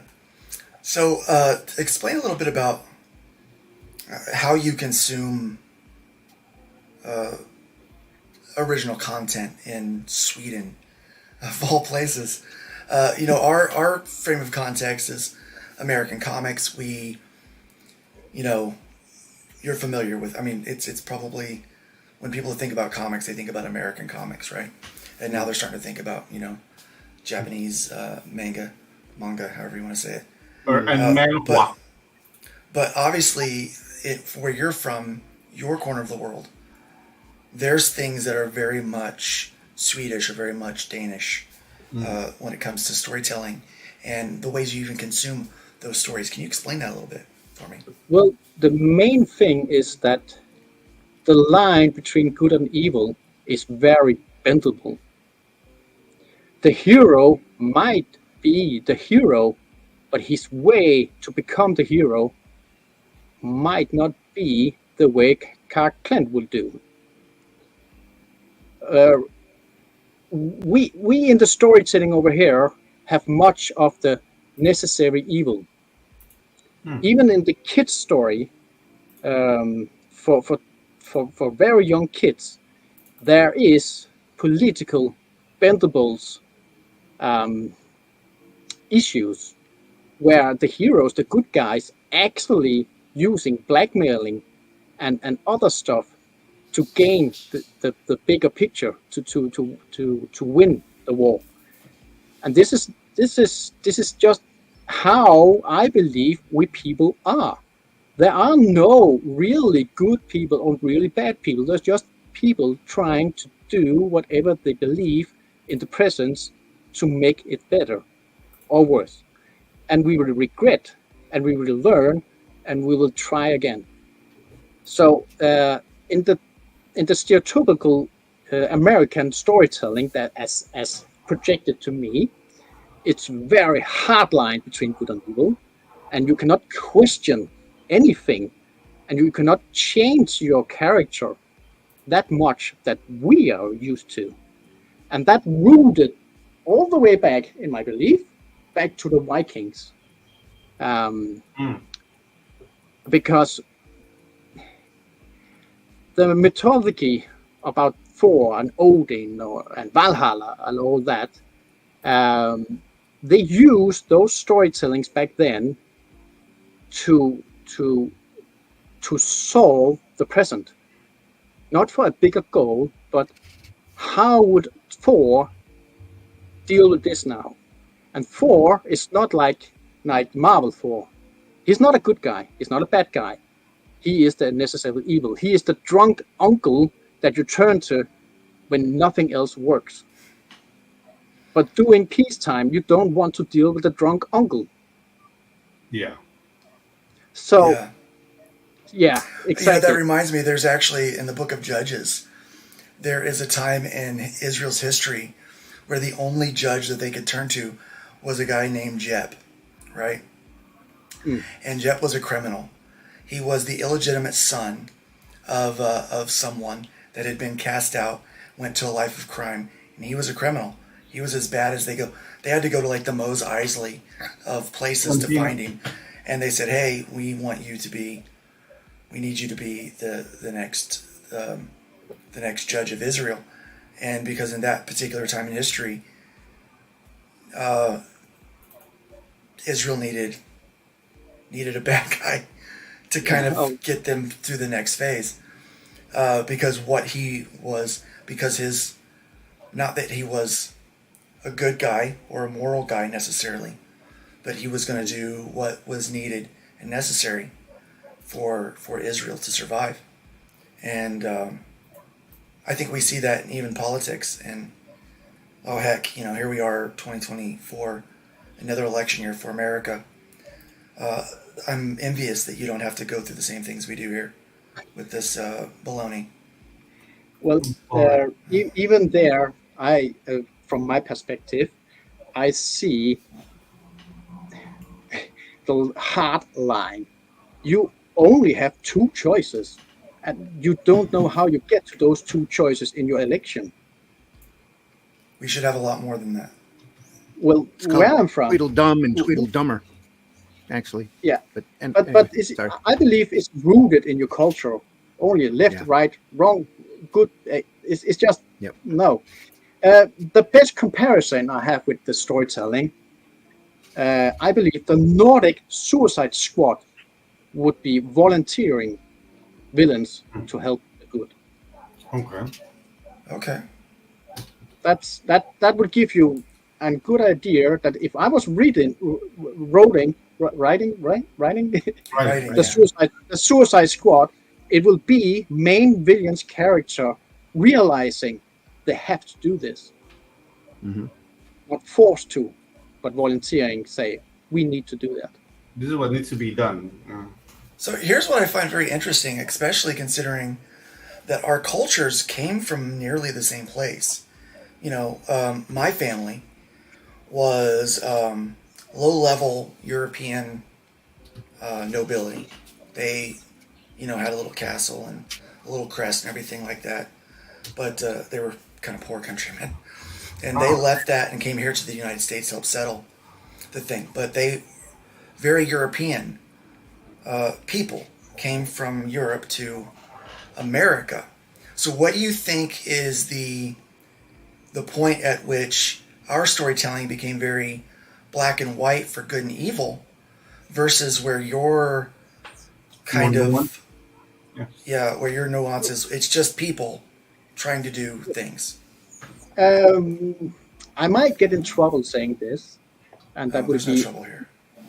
well, maybe the chat or someone else. Everybody's getting hurt today, but I believe I will say this in a very broad perspective. The old Europe was very corrupted with the kings and the nobles, and you could not do anything without having a title. And all those people fighting for themselves to be something else and getting bullied by the noble expanded to American to become their own king. And I believe in that transaction, you got the hard line. No, I'm the king. Fuck you. Yeah. Definitely. So you think it became kind of part of our storytelling because we saw absolute evil versus absolute good, and that kind of became our benchmark for. So look, I think it had something to do with our faith, with the you know, because the Quakers came here to. I just realized something, Luke. Yeah. At some point, an ancestor of you said, "Onward to Stonekeep." Yeah, that happened. I don't. Wow, that's awesome. Yeah, we have a family crest. I'm actually working on doing an nice. updated version of my family crest. My family, I mean, there's very few, like none of us are connected anymore. Yeah. Shut up, Glenn. My particular side of the family. But. An Englishman home with his. Oh, Glenn is in the chat. Hello, Glenn. I like Glenn. And who else do we have? We have Comic Crusader. Hello, Al. We have a lot of people in yeah. And Luke Stone is there. Who's that? I don't know. I don't know that guy. So he better shut up. I see the picture, man. Well, so Splat. Hey, Splat. I know Splat. He also have a story about a rabbit. Oh, that's my campaign. And also a Scooter. I don't know you. Hello, Scooter. How are you? Yeah. So I want to talk about kind of what really kind of sparked today's topic of doing stuff that's content that's really out of the box. Is we've chatted briefly about yours, kind of, I guess your influence growing up with the tales and the mythology that you grew up with, versus kind of what we typically see in American storytelling. There's a lot of things that are different about your book that don't fit or don't check certain boxes off. It's very unique in the way that you do this. First off, let's make note that your campaign is mature. This is a mature campaign, right? Yeah. So what does that mean to you? What does being mature mean to you? I didn't have a lot of options, and it's 12 plus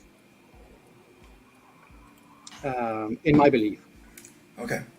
And you should see the children's program we have in Denmark. You will get you will not you will the Karen. Sorry for speaking like that, but I don't know a better word. But the Karen, they will hide themselves in a bunker and never show their faces. So it's 12 plus. There's blood, there's violence, there is questionable heroes, and yeah, but it's not horror, and it's not dystopian. It's still it's a story trying to become wholesome, and that's why you have this very cute rabbit, very cute style, bright colors, but it's still called the Darkborn rabbit. She's born evil, trying to be good, want to be good. So why did you make those choices? Maybe there's someone watching right now that, they want to try something that's out of the box, but think, well, if I'm going to have a dark story, I've got to find an artist that draws horror, or if I want a superhero book, it's got to look this way or that way. What made you decide that, look, I'm going to tell this story of something born into darkness that wants to be good? Which, by the way, I'm assuming now after you showed me that book that maybe you have some Christian values in your life.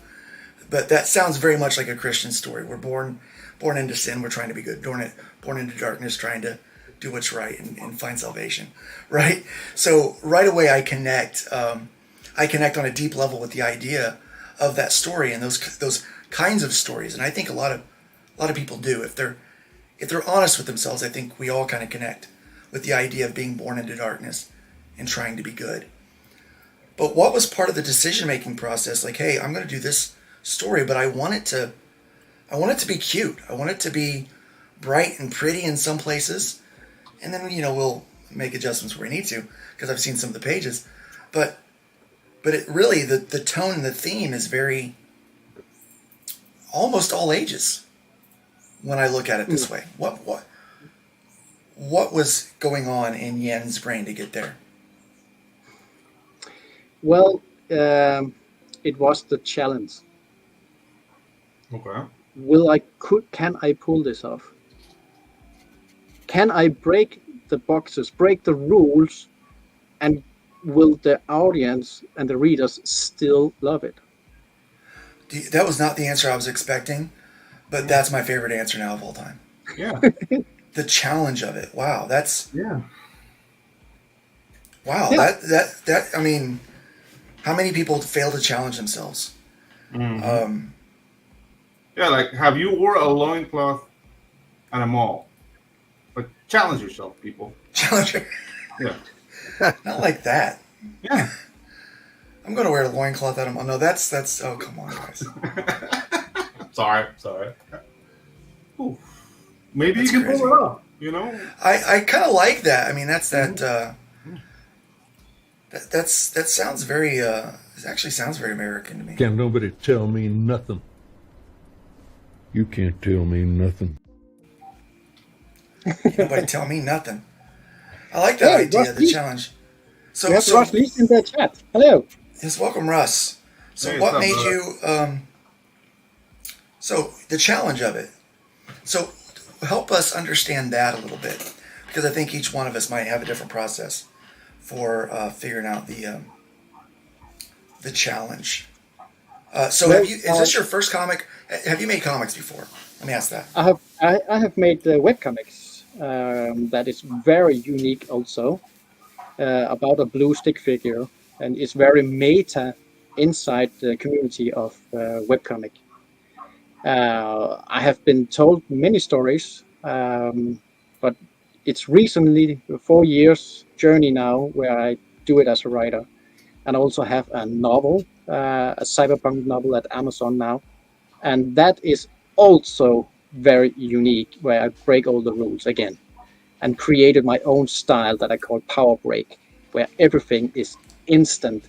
It's only 75 pages, but the story is rich at 300 pages, and you get it all feeded directly. So Action. you clearly like to challenge yourself. I do. That's well. I would like to go back to George Lucas, because George Lucas is the main inspiration, not just Star Wars, but how George Lucas works and how he thinks and how he creates. And I'm trying to follow that idea, try to see I want to make something where I believe, wow, that was a good story, and then we'll look into other stories. What part of a storytelling is where I say, wow, I didn't see that come. Wow, he was his father.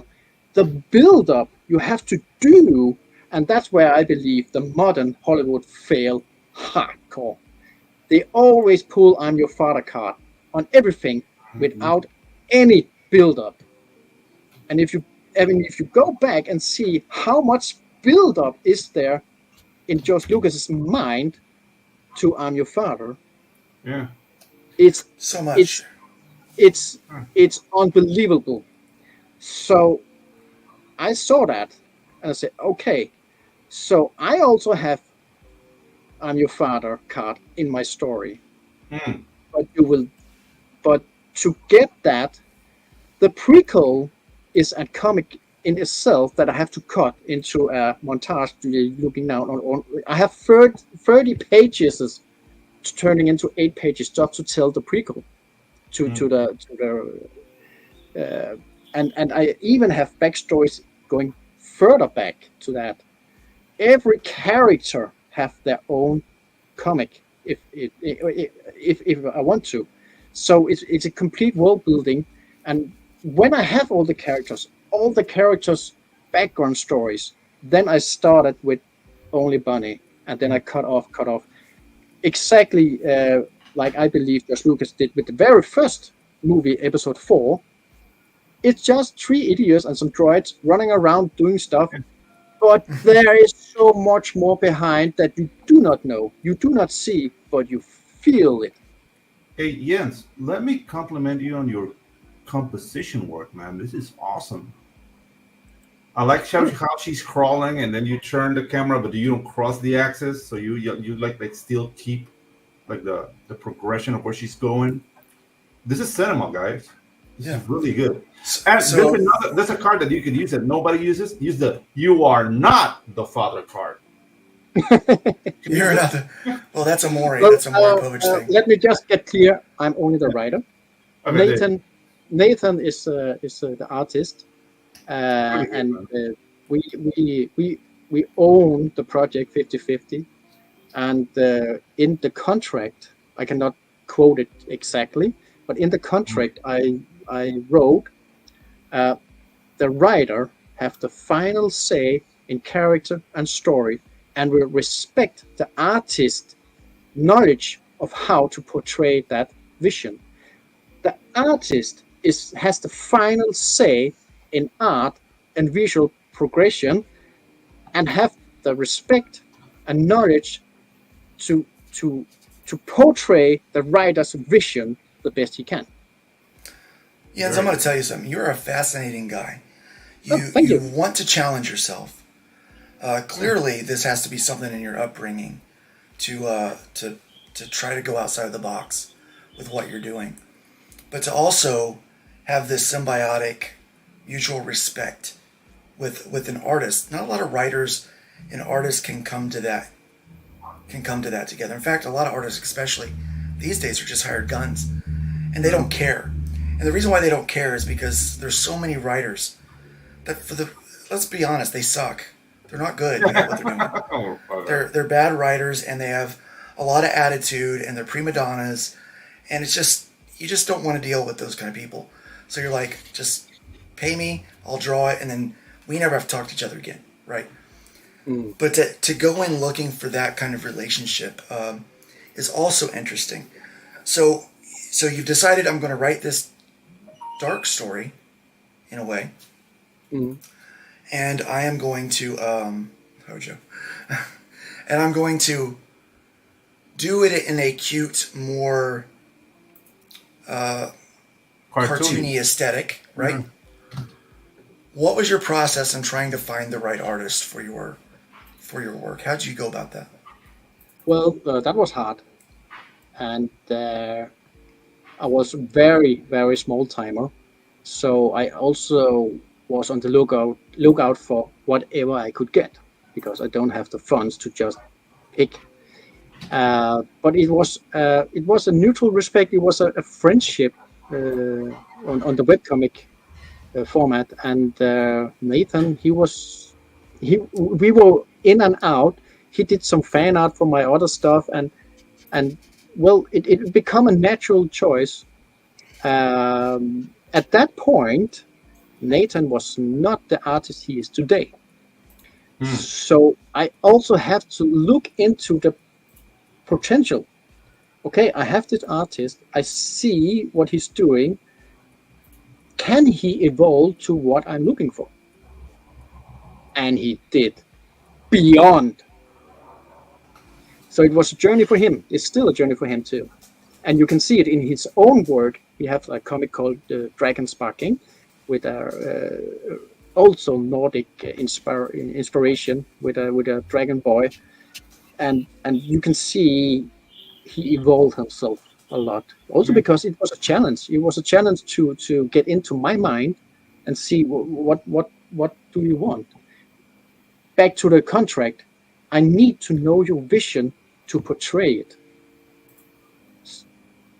And that was good. And last summer he was here. He took the airplane and visited me. Oh, well, that's neat. I've been working with Patrick Gamma, who's been my colorist now since 2016. And I've been working with him for that many years. And he is in the same time zone as I am, actually. But he's just down in Brazil, and I've yet to visit him, and vice versa. You know, what I really like about this style, this is giving me like Gravity Fall vibes, you know? A little bit, you know? And yeah, it screams to be animated. You know, when I was... Just saying. When I was first musing about this kind of interesting juxtaposition of a very serious and deep story versus kind of a cartoony style, I was like, there's not a lot like that. And immediately I corrected myself in my thinking because Adventure Time is like that. Yeah. Gravity Falls like that too. Gravity Falls like that. Very deep storytelling. Very There's nuanced. another one. This is like a space epic called Final Space. Oh, that's good. Yeah. Final Space has a very, it's very deep. It's like end of the universe kind of storytelling. I mean, it's jokey, but the backdrop is very serious. And I don't know, I'm feeling this like balance act that you're making here with the drawing style and how the placement of the camera is amazing. Yeah, there's a lot of energy in his art as well. That panel with the bear, you see how it's like a low angle, it's making the bear look like the monster he is, as opposed to the guy he's fighting for. Those kind of decisions is like somebody who studied film. And, I always love it. yeah. Well, Luke, try to go up to the map.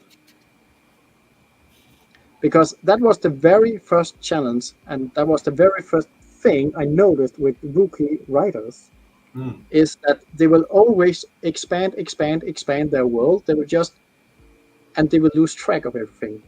Yeah. They will just, and then they came to another town, and in another town was another tavern, and then they got another adventure. It's like, yeah, but you're not world building. You're just having a making as you go thing, and you don't track back where did you come from. So I took what I would call the Tarantino challenge. How much context can I boil down to one location? So in my world building, this is an isolated island. It's very hard, harsh water, and you can't get there, and you can't come. There's no traveling, and you have the entire world's problem and species packed together on this small island.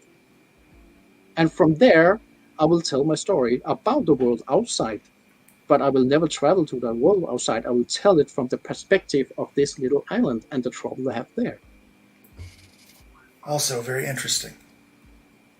Very interesting. I like that I think Tolkien did stuff. That's what when I think of this kind of stuff, I think of Tolkien, where he would he kind of built the entire world and wrote languages for the story and then told the story. Yeah.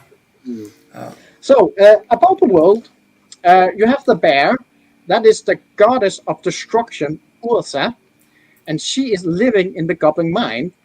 She's not supposed to be there. She's a divine, and she is here in physical form and sleeping. That freaked out the king on this little island. Oh my God! I have the goddess of destruction sleeping here, and the goblins' dark magic keep her asleep. The only way to get dark magic is to corrupt the rabbits. The rabbits are the good. They are the essence of life. They are the magic. And if you heartbreak a rabbit, if you treat it poorly, it will turn dark, create dark magic, and will turn inwards and die of sorrow, unless the goblins will harvest that dark magic and use it for domination and destruction, or keep the destruction of the goddess of destruction asleep.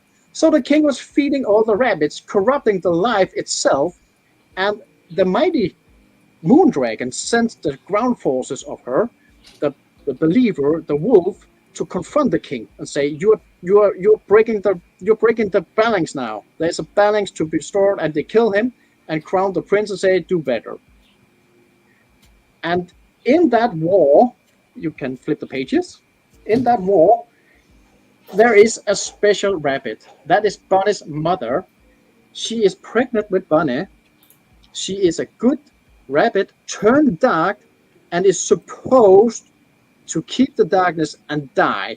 But she refused to die because she has to deliver the child. So she was captured, biting off her foot to escape the war and give birth to Bonnie. She pulled the Coyote Ugly, huh? Dude, this is like Watership Down, but like in medieval times, man. Whoa. Yeah. Oh. And due to that, she breaks out of life and breaks out of magic and expand and connect to the ground forces of the divine, the wolf, and they know something's going on. The main hero is Amir. He is inspired by the Arabs, and he is a prince from a broken land that was purged by the Osanians, who are humans that have connected to bears, soul bonding with the creatures, and connected to Urza's destruction magic. And they are threatening the entire world now because they are overpowered now. He escaped and survived a shipwreck on the island and has not sworn to protect this land, so the fate of his land never will be here. And he is fighting the good fight. He is actually the main character, but he's not having any screen time. So he's fighting the war to get the rabbits back to restore life. The wolf will interfere because they know there's something special going on with Bonnie's mother, and they will find Bonnie, and they will all fear her because this is not supposed to happen. This is the first time you ever have a dark-born rabbit, and Bonnie will be overpowered. She will could use good and evil equally, and she is the one that might save or destroy us all. And this is not Disney. The story can go everywhere. Yeah. So I like looking at the, as you're telling the story, I'm looking at the art and just kind of the feel of this. I like the hairy knees. I'm not gonna lie. Yeah. I like the way that he draws the people. Yeah, and he's taking it to genetic heritage. We got another super chat. Thank you, Scooter Boots, for the super chat. Thank you for flipping us that bird. We do appreciate it.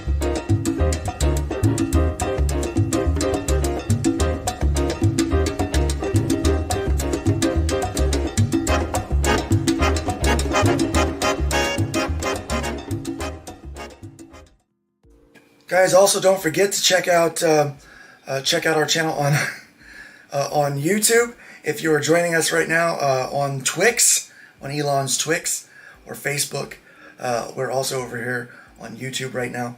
I tried to broadcast also to Rumble, but it wasn't working again today. So yeah, Rumble keeps giving me trouble. Rumble is a bumble.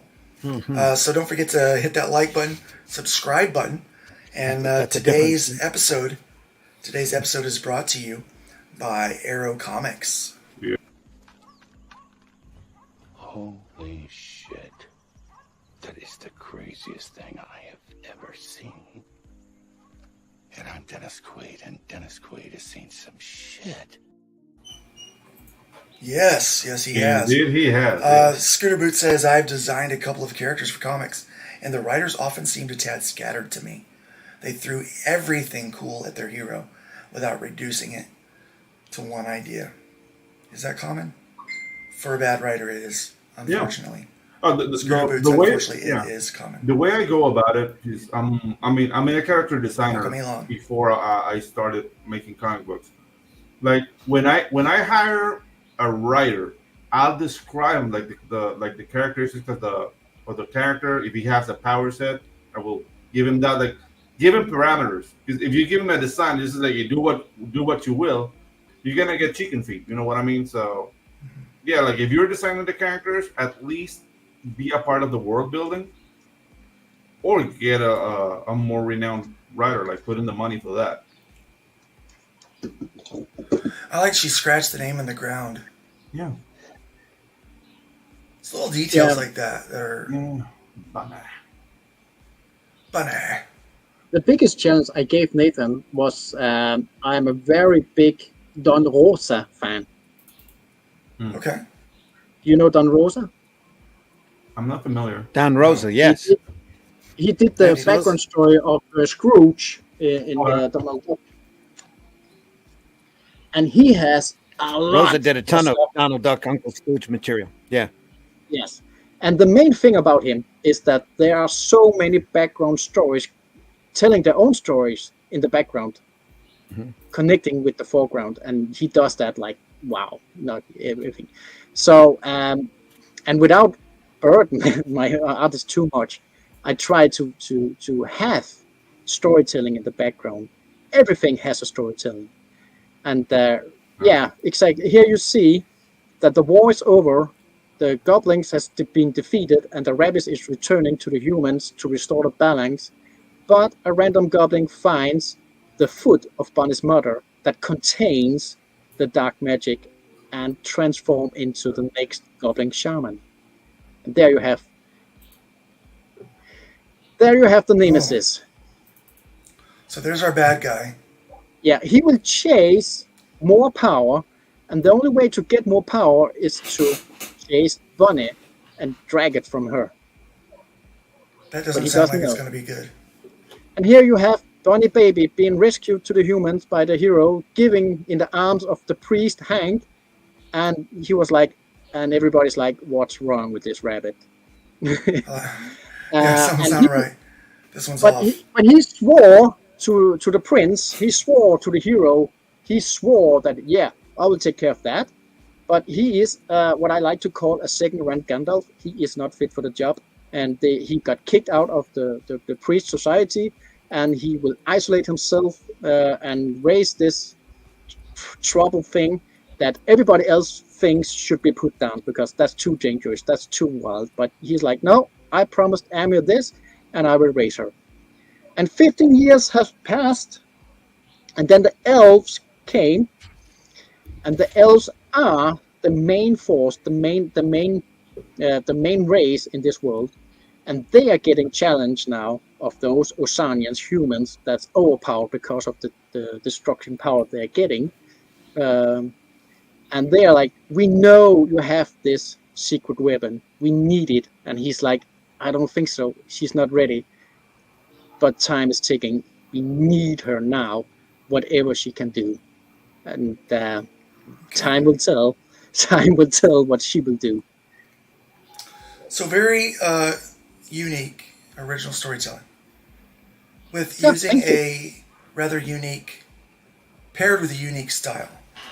You know, what are the challenges that you've encountered trying to present this work to a standard comic book audience?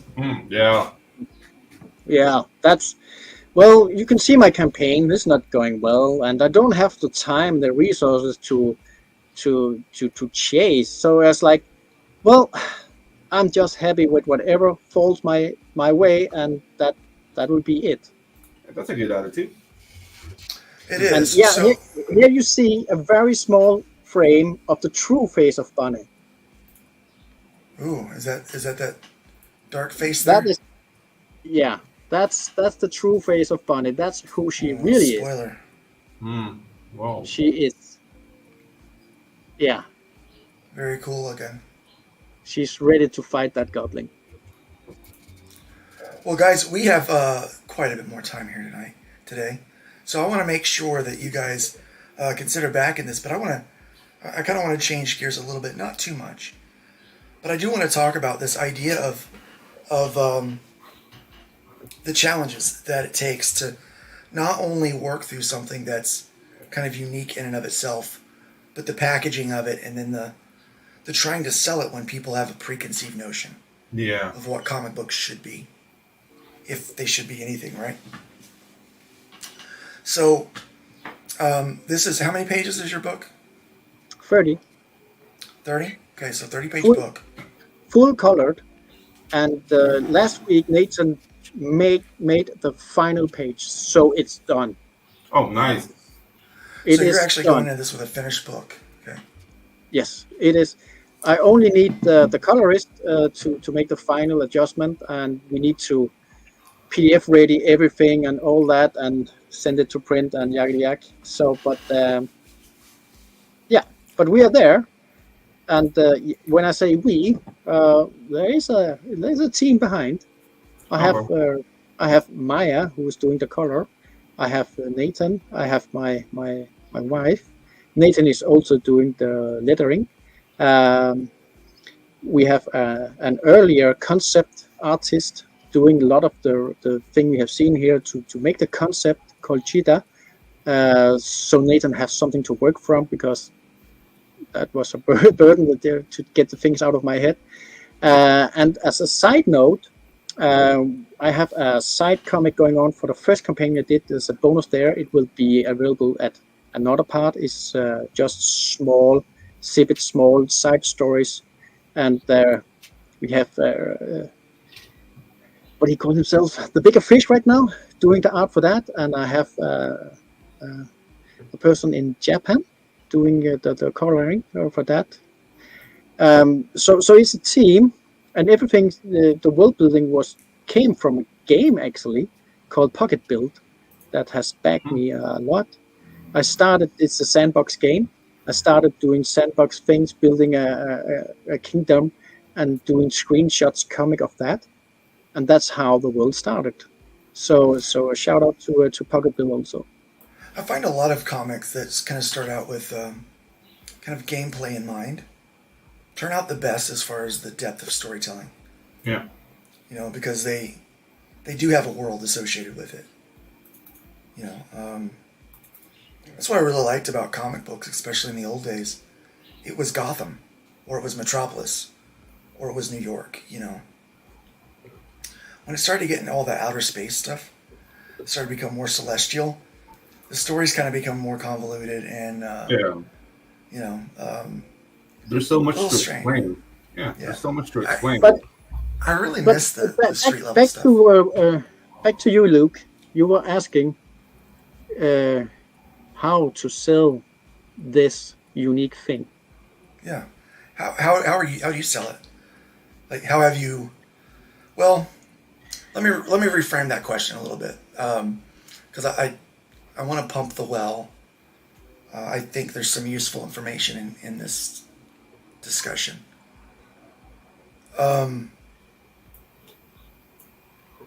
There's a lot of challenges that you face making a comic book. It sounds like you have the production aspect of it kind of worked out, and a lot of people that we think that's going to be the most difficult part of making a comic is the production, getting the team together. And it is. Initially, it is very difficult, but it becomes quite easy once you find the right members of the team. It sounds like you have. What then becomes difficult is how do you sell that book? We understand how to break down how to make the book. You write it, you find an artist, you find a colorist, you start working through those things, and you set up a process of how it is going to work best for you to produce the book. But now marketing and selling that book, there's an equal process, but only for that aspect of being a self-publisher. What are some of the biggest challenges you're finding trying to figure out that part of being an independent publisher. Let me show you something. Let me show you something. Let me just see if I can find it. Here we go. And let me share my screen.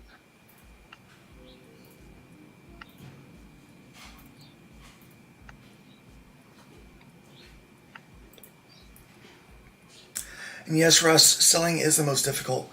I think we find that just putting a campaign up on a crowdfunding website doesn't equate to sales. Mm-hmm. Likes and shares don't equate to sales. Followers and stuff don't equate to sales. We learned last week that 4% is the industry standard. I thought it was 10. I was a little shocked to find out it was only 4. But that's the thing, Luke. Like, I think saying like sales is the most difficult thing. It's making it a little bit monolithical. Sales is difficult if you're not a salesman. So the thing is, we have to become salesmen. And there are techniques you can apply. I mean, we're discovering a lot because this is almost like new grounds for everything, right?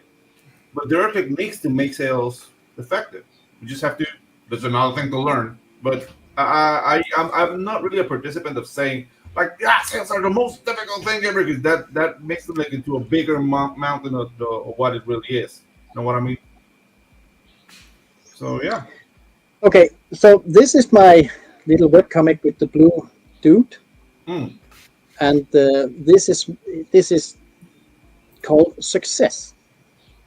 Nice. And here he is trying to sell his own comic in his little booth, and he has 0 hearts, and someone is passing by, and more blue dudes are passing by, and he's standing tall. Look at my comic, and people are passing by because there's awesome art comics over here, and he is in the background. And he's alone, and he's getting sad, and he's giving up. But then one person finds it interesting, and whoa, you like it actually? And he's like, yeah, I actually like that, thank you. And now he's back, and that's all he needed, all he wanted, to never give up. You don't have to be big to be successful. Yeah. Right. Okay, so that makes a really good point. I think the first thing that we have to define is what success looks like for us. Yeah. I think in any marketing scheme, like that's why a marketing plan makes so much sense. But a lot of people don't know how to come up with a marketing plan for their book or for their campaign, which makes it's very difficult if you don't. So I think I'm going to do some videos on that, on how to do it. Yeah. I think it's very important. Yep. So I don't have the power. I don't have the funds. I don't have what it takes to make this a Hollywood success. But being able to be on a stream like this, talking about it, getting honest feedback, and feel the chat is like, hey, I like that. That's my success, and that's the only thing I want. So I will say money does have an effect, because if I don't get the funds that I need to fulfill this, well, my wife might disagree and say we need to put food in our children's mouth. Yep. And I have to put it down. But this will not make me rich. It will make me rich in another way, that people like it, and that's it.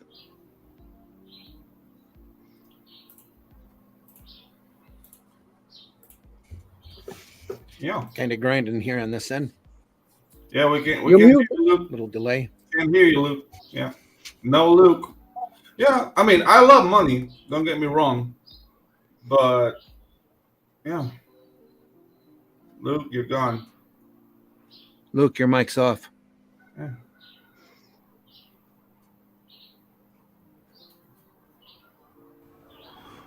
Are we better? Whoa. Yeah, much Are we better. Okay. Much better. Yes. Someone said that my mic was a little airy. I've been using the camera mic all day. It's been the camera hasn't been this one. So hopefully the audio doesn't sound too bad. For the beginning of the. Been sounding all right. Just it comes through a little choppy every once in a while. All right. Well, now we're actually on that mic. So as I was saying, I think defining what success looks like is pretty important for each one of us. And, for you, not making money off of it's fine, right? Yep. For someone else, if they don't break even, that's going to define whether or not they can do it again. And for other people that do this for a living, like it's our day job, making money becomes a way more of a priority than it used to be, where before it was just creative outlet and just telling stories. Then, it becomes a little more of a priority to make money. And so you do have to set what success looks like to you. But I think what becomes really problematic is when we see other people's work and we see other people's campaigns, and we see $1 million campaign, or we see a $3,000 campaign or a $30,000 campaign. When you start looking at those metrics and comparing yourself against that, like what does success mean? And you seem to have a very healthy outlook on what success looks like for you, and that you're not trying to kind of pull yourself in with all these other people, which I think is good for you.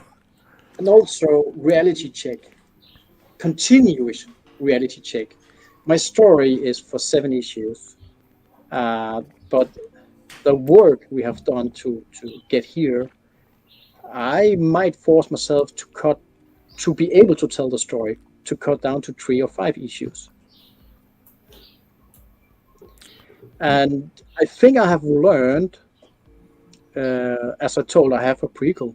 There's a very fine, good story telling about the conflict, the Goblin War, and the king and the wolf, and all that is an entire story. But I have cut it down, and I have cut it down where I still think people will understand what's going on.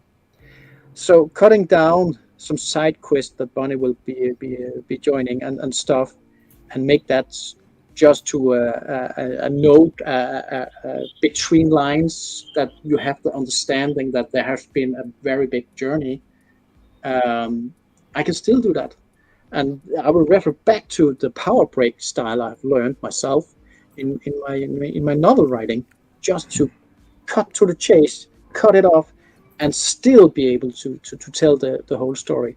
So, but it depends. Will the success be more than one guy looking at it like it and actually getting money so I can pay my artist properly?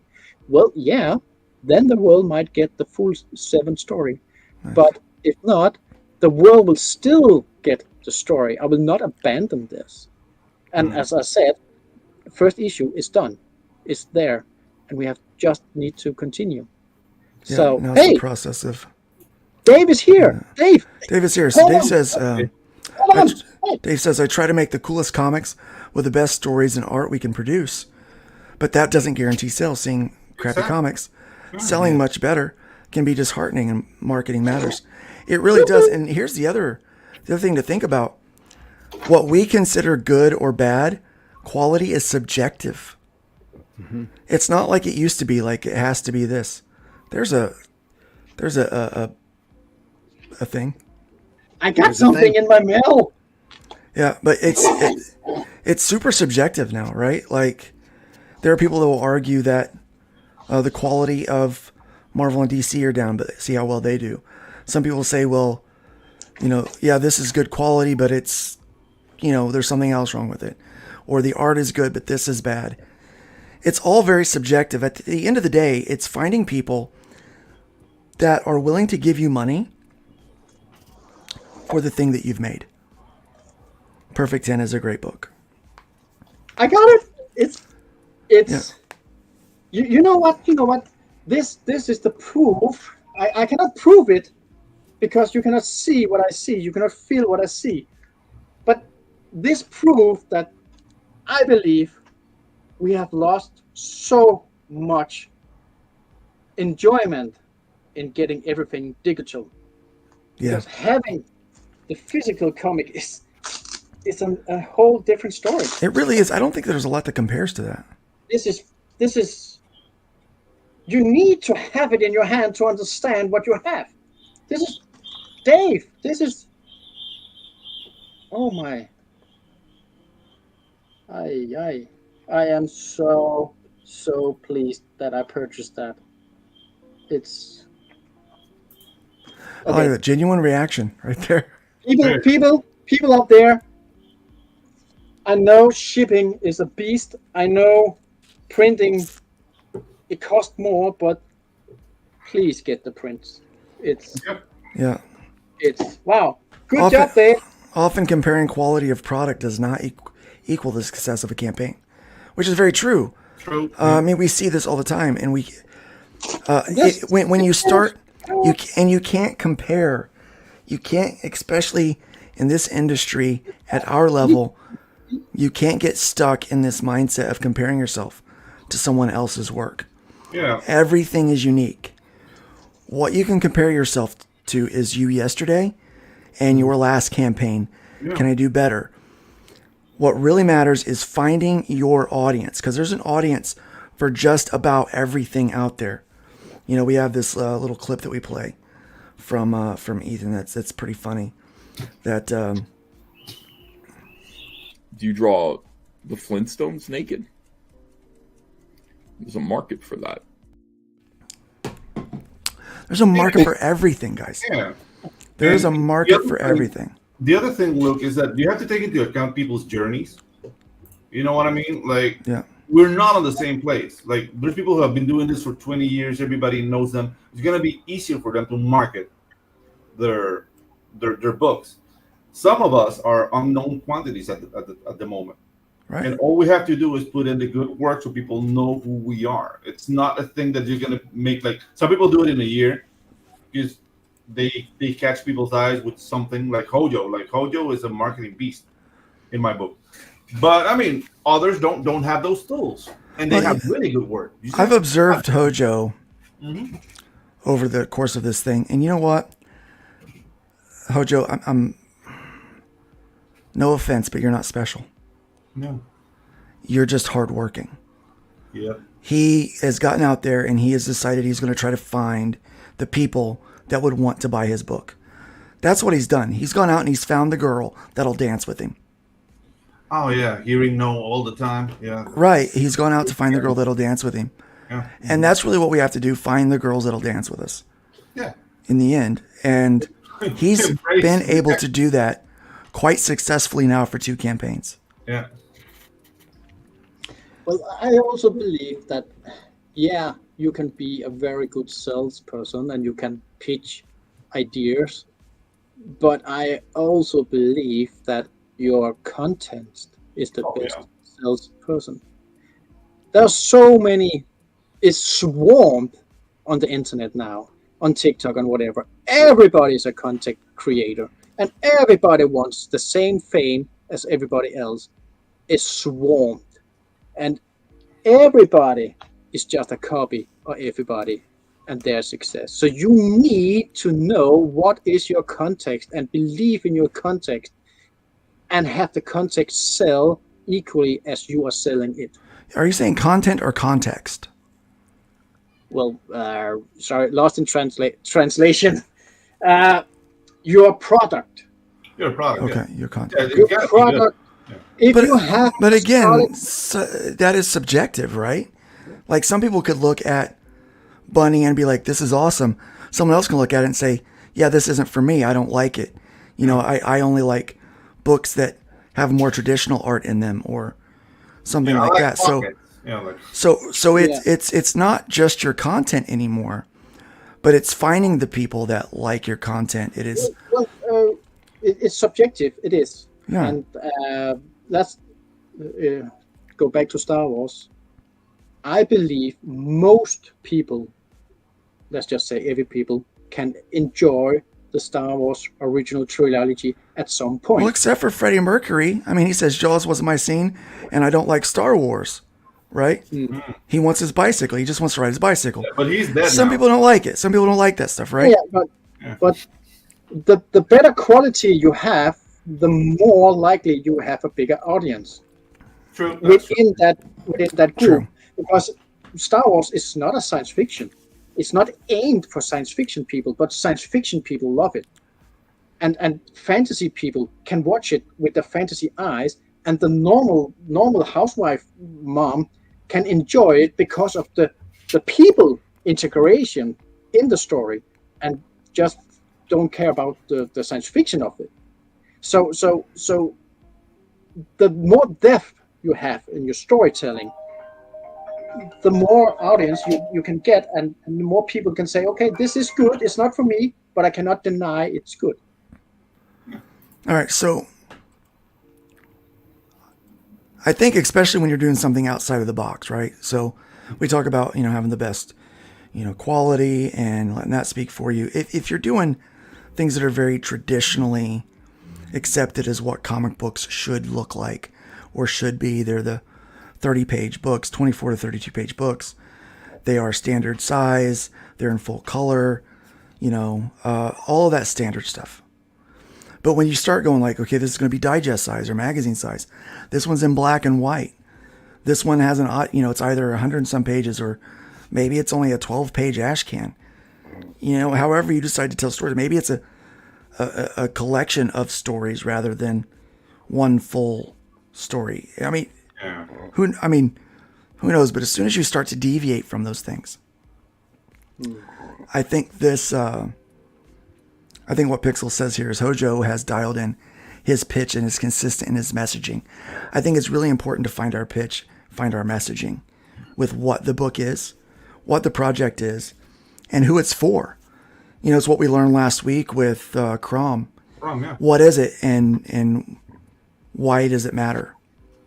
Yeah. And if it's not for them, let them move on to the next project, so that you can spend some time with the people that it is for. I think that's why these long form interviews are so important, because we get to know the creator, we get to know you, Jens. Not just look at your book in passing and not just hear a pitch. We've listened to you talk about your story in depth, but we've also listened to you talk about your inspiration for storytelling, your motivation, what goes on in your head. And I think people now are going to be more inclined to want to support this because of you, not just because of the story. Now understanding the content now in terms of the context. That's why I was asking if you're saying content versus context. Because the context of your story, now having talked to you and heard you speak of it, makes the content more appealing. So I would say that your context sells your book. Like, that would be my take for things. When I look at what Hojo's done, his context has sold his book. Not just his book. The content has done a bit for that. But him going out and connecting with potential readers has sold the book. The context of him and what he's making has done that. And that really is what marketing is when we start breaking it down to brass tacks. That is where we get kind of the idea of a marketing plan. What you're doing is you're trying to sell the context of the content. Why is the content important to you? Why does it matter? When we talk about Shadow Kingdom, for instance, we're talking about, let me bring my screen back up here. When we talk about Shadow Kingdom, for instance, it just seems like it's another, here we are. Just seems like it's another fantasy book, right? But it's not. It's an authentic. Need to renew that. This one? Yep. Hey, we've got a little sugar on it. Let's make the bird dance. We need to get some backers for Jens, guys.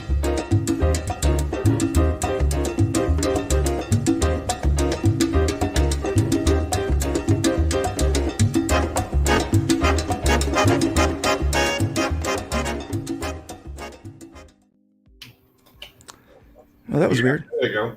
Yeah. Thank you, everybody. Thank you very much. Thank you. Yeah. Oh, well, Yeah, so I when, also have- I was going to say, have a so trailer. when, I was going to say, so when you look at the context of this, you know, understanding that, you know, not only is the art beautiful and, you know, Randy is a very competent storyteller, but knowing that this is an adaptation of the work that launched all of the sword and sorcery type Genre. content and genre that we have, the context of it becomes more important. You know, so the content becomes more important when you start looking at that. And so when we look at Bunny, you know, the story, the art, all those things that are visually appealing, but the context of your storytelling and where this stems becomes incredibly important, I think, to the reader. And that, I mean, that's just my observation. I could be wrong. Well, I believe where I will lose audience is because there's too much going on, maybe. There's too much story. Yeah, maybe. Well, that's a trap we all fall But into. that hasn't Yeah. hurt Dune at all. So I have tried hard to get Nathan to have the flow right, so you're not forced to understand everything, but you can still enjoy it. But yeah, well, we see how it goes. Thank you for the super chat, Mr. Burger. Let's go and make that bird dance. Thank you.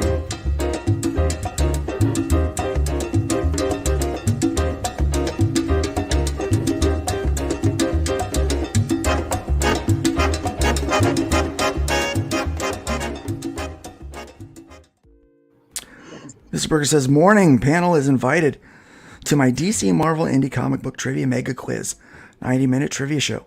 To promote my book, Be There and Be Square. Be There and Be Square. April 2024. Sounds like fun. Yeah. Guys, check out Mr. Burger. Yeah, dude. Russ says, I reach out to an audience that appreciates quality work with a Bronze Age twist. Not everyone is going to like it. But by targeting, you have more chance of making permanent supporters. Exactly. Kind of target those people. So if the people that Jens is selling to is only interested in like a certain type of story, you know, I was going to be mean. I was going to be really mean for a second. And I realized I'm going out to a lot of places right now, and a lot of people are watching. I should probably not be an a-hole tone it down at the moment. So let's say they're just not interested in the kind of storytelling that you find important, right? That we here enjoy. Let's say they just want something a little more one-dimensional. Then they're probably not going to like your story. Let's say they want more punching, or maybe they want more romance, or maybe they need more political agenda in their books. Then this is not going to be for them, right? Maybe they will miss all the big boobs. Yeah, there you go. Boobs are important. They will miss all the big boobs. Yeah, if you want boob covers, then this is probably not going to be the book for you, unless you go into full-on furry. And let's hope no one's doing that.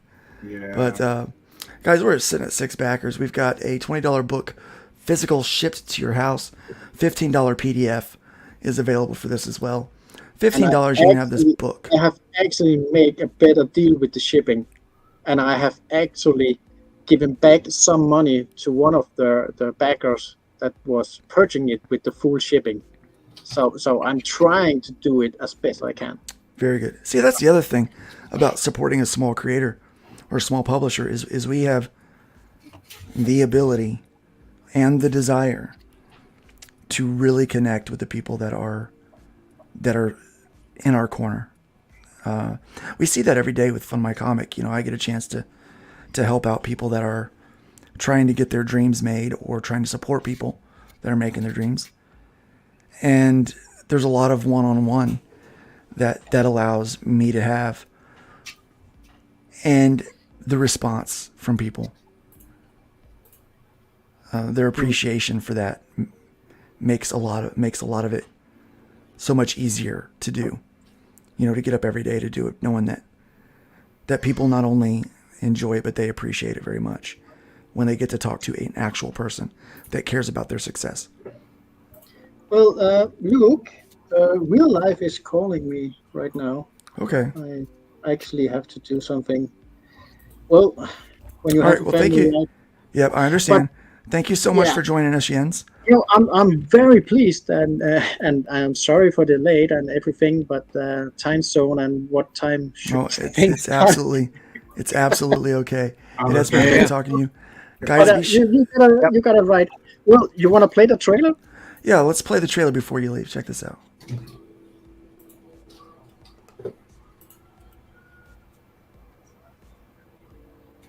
Well, it's muted. Grindy. It's a grinder. Are you guys? Can you guys even hear it? Nope. No. All I see is a spinning wheel. Yeah. Can you hear it? Nope. No. We can hear you.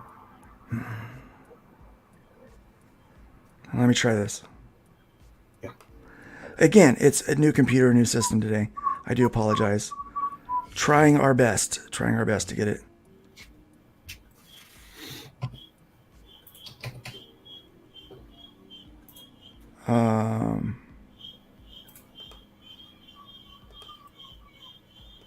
You want me to try it on my end? Now I have to share the actual tab. Ah. It won't let me share the whole window. The goblins are bad, or is it? Back that up. Welcome to the story of Bunny, a classic tale I don't know why it keeps.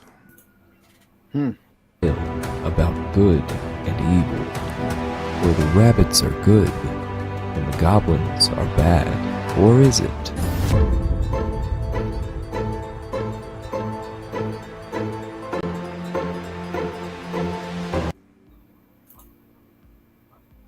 Yay! Bunny is a unique take on classic tale. The writing alone took 4 years. Now we are ready to tell the world about something special. Comic book and treasure. BunnyComic.com. Okay. Yeah. I don't know. Original written music and original voice casting. Nice. Who did your voiceover? Sponge, he called himself, a Twitch streamer. Okay. And music was made by Thomas Muti, who also is a Twitch streamer, and he does some nice music.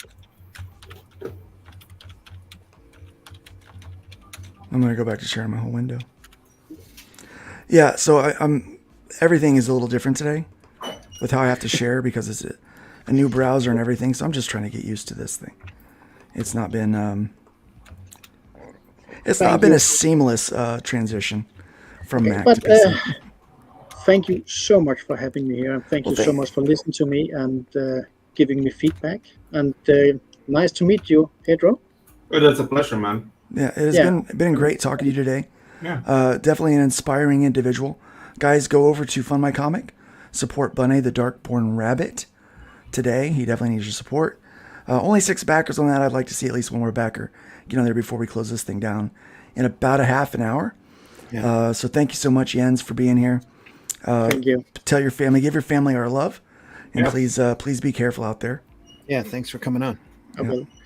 And thank you everybody in the chat, and good luck, Dave. And I'm so excited to read your comic. It's whoa, look, there's another. Woo! Yeah, there's a second. There's a second one in there. Yeah, there was a second book in there in that list. Mine came a couple days ago. Okay, so anything. Thank you so much. Take good care, everybody. Have a good day. Take care, Jens. God bless America. Or whatever. Thanks. God We bless need you, all the brother. help we can get. Yeah, thank you. Yeah, it's a crap storm here, to say the So how least. do I do? There you go. That's There how you you go. do it. He Done. figured it out. Guys, we have Iron Age. Iron Age Premium Trading Cards is live right now. 53 backers. Fantastic. I would play the trailer, but it won't play the audio. But we'll just play the video. No, it's a lot of talking, so we won't share that. But we'll share the art. cool stuff. So Adam Miller is a fantastic artist. Probably one of the best that I've seen.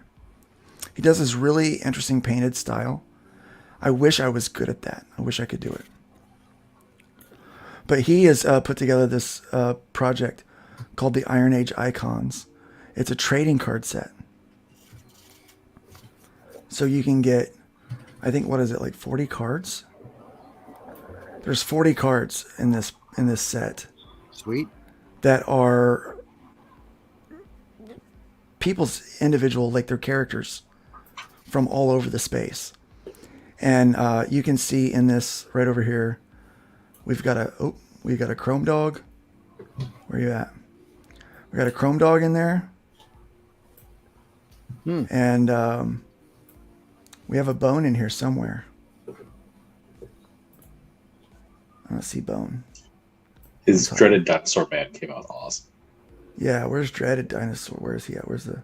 Just to the top right. There's D-Man right there. Look at him. There you go. How cool is that? Yeah, dude. There's Perfect 10. Gymshock. There's the Embrace. There's Little Mermaid.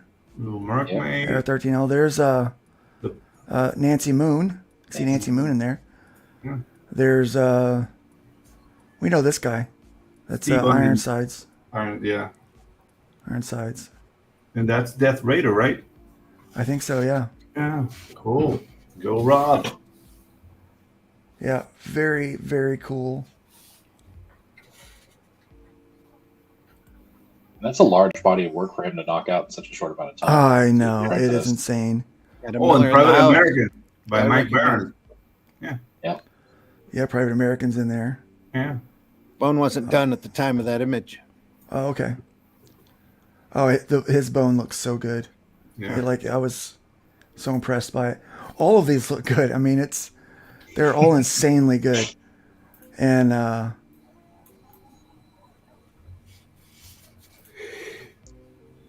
what's going on? I'm trying to learn this.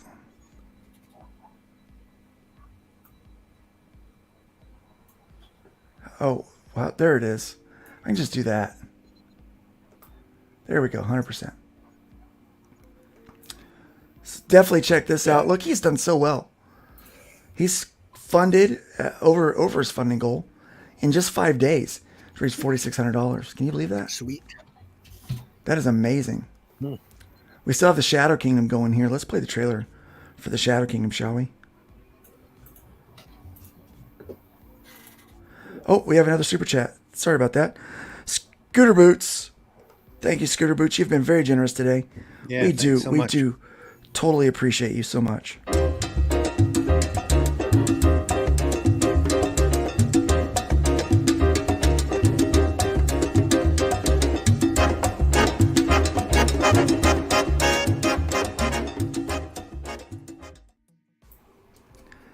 Guys, today's episode is brought to you by Scooter Boots. Oh, dude, we're Sesame Street now. I love it. There you go. Brought to you by Scooter Boots. Thank you. Scooter Boots says, I'd like to start commissions again soon. I'm a traditional painter. Is there a market for traditional medium art or promo or covers, or is it digital? Or is Digital King? There is a market for it. I have paid for some traditional painted work that I have yet to use yet. But no.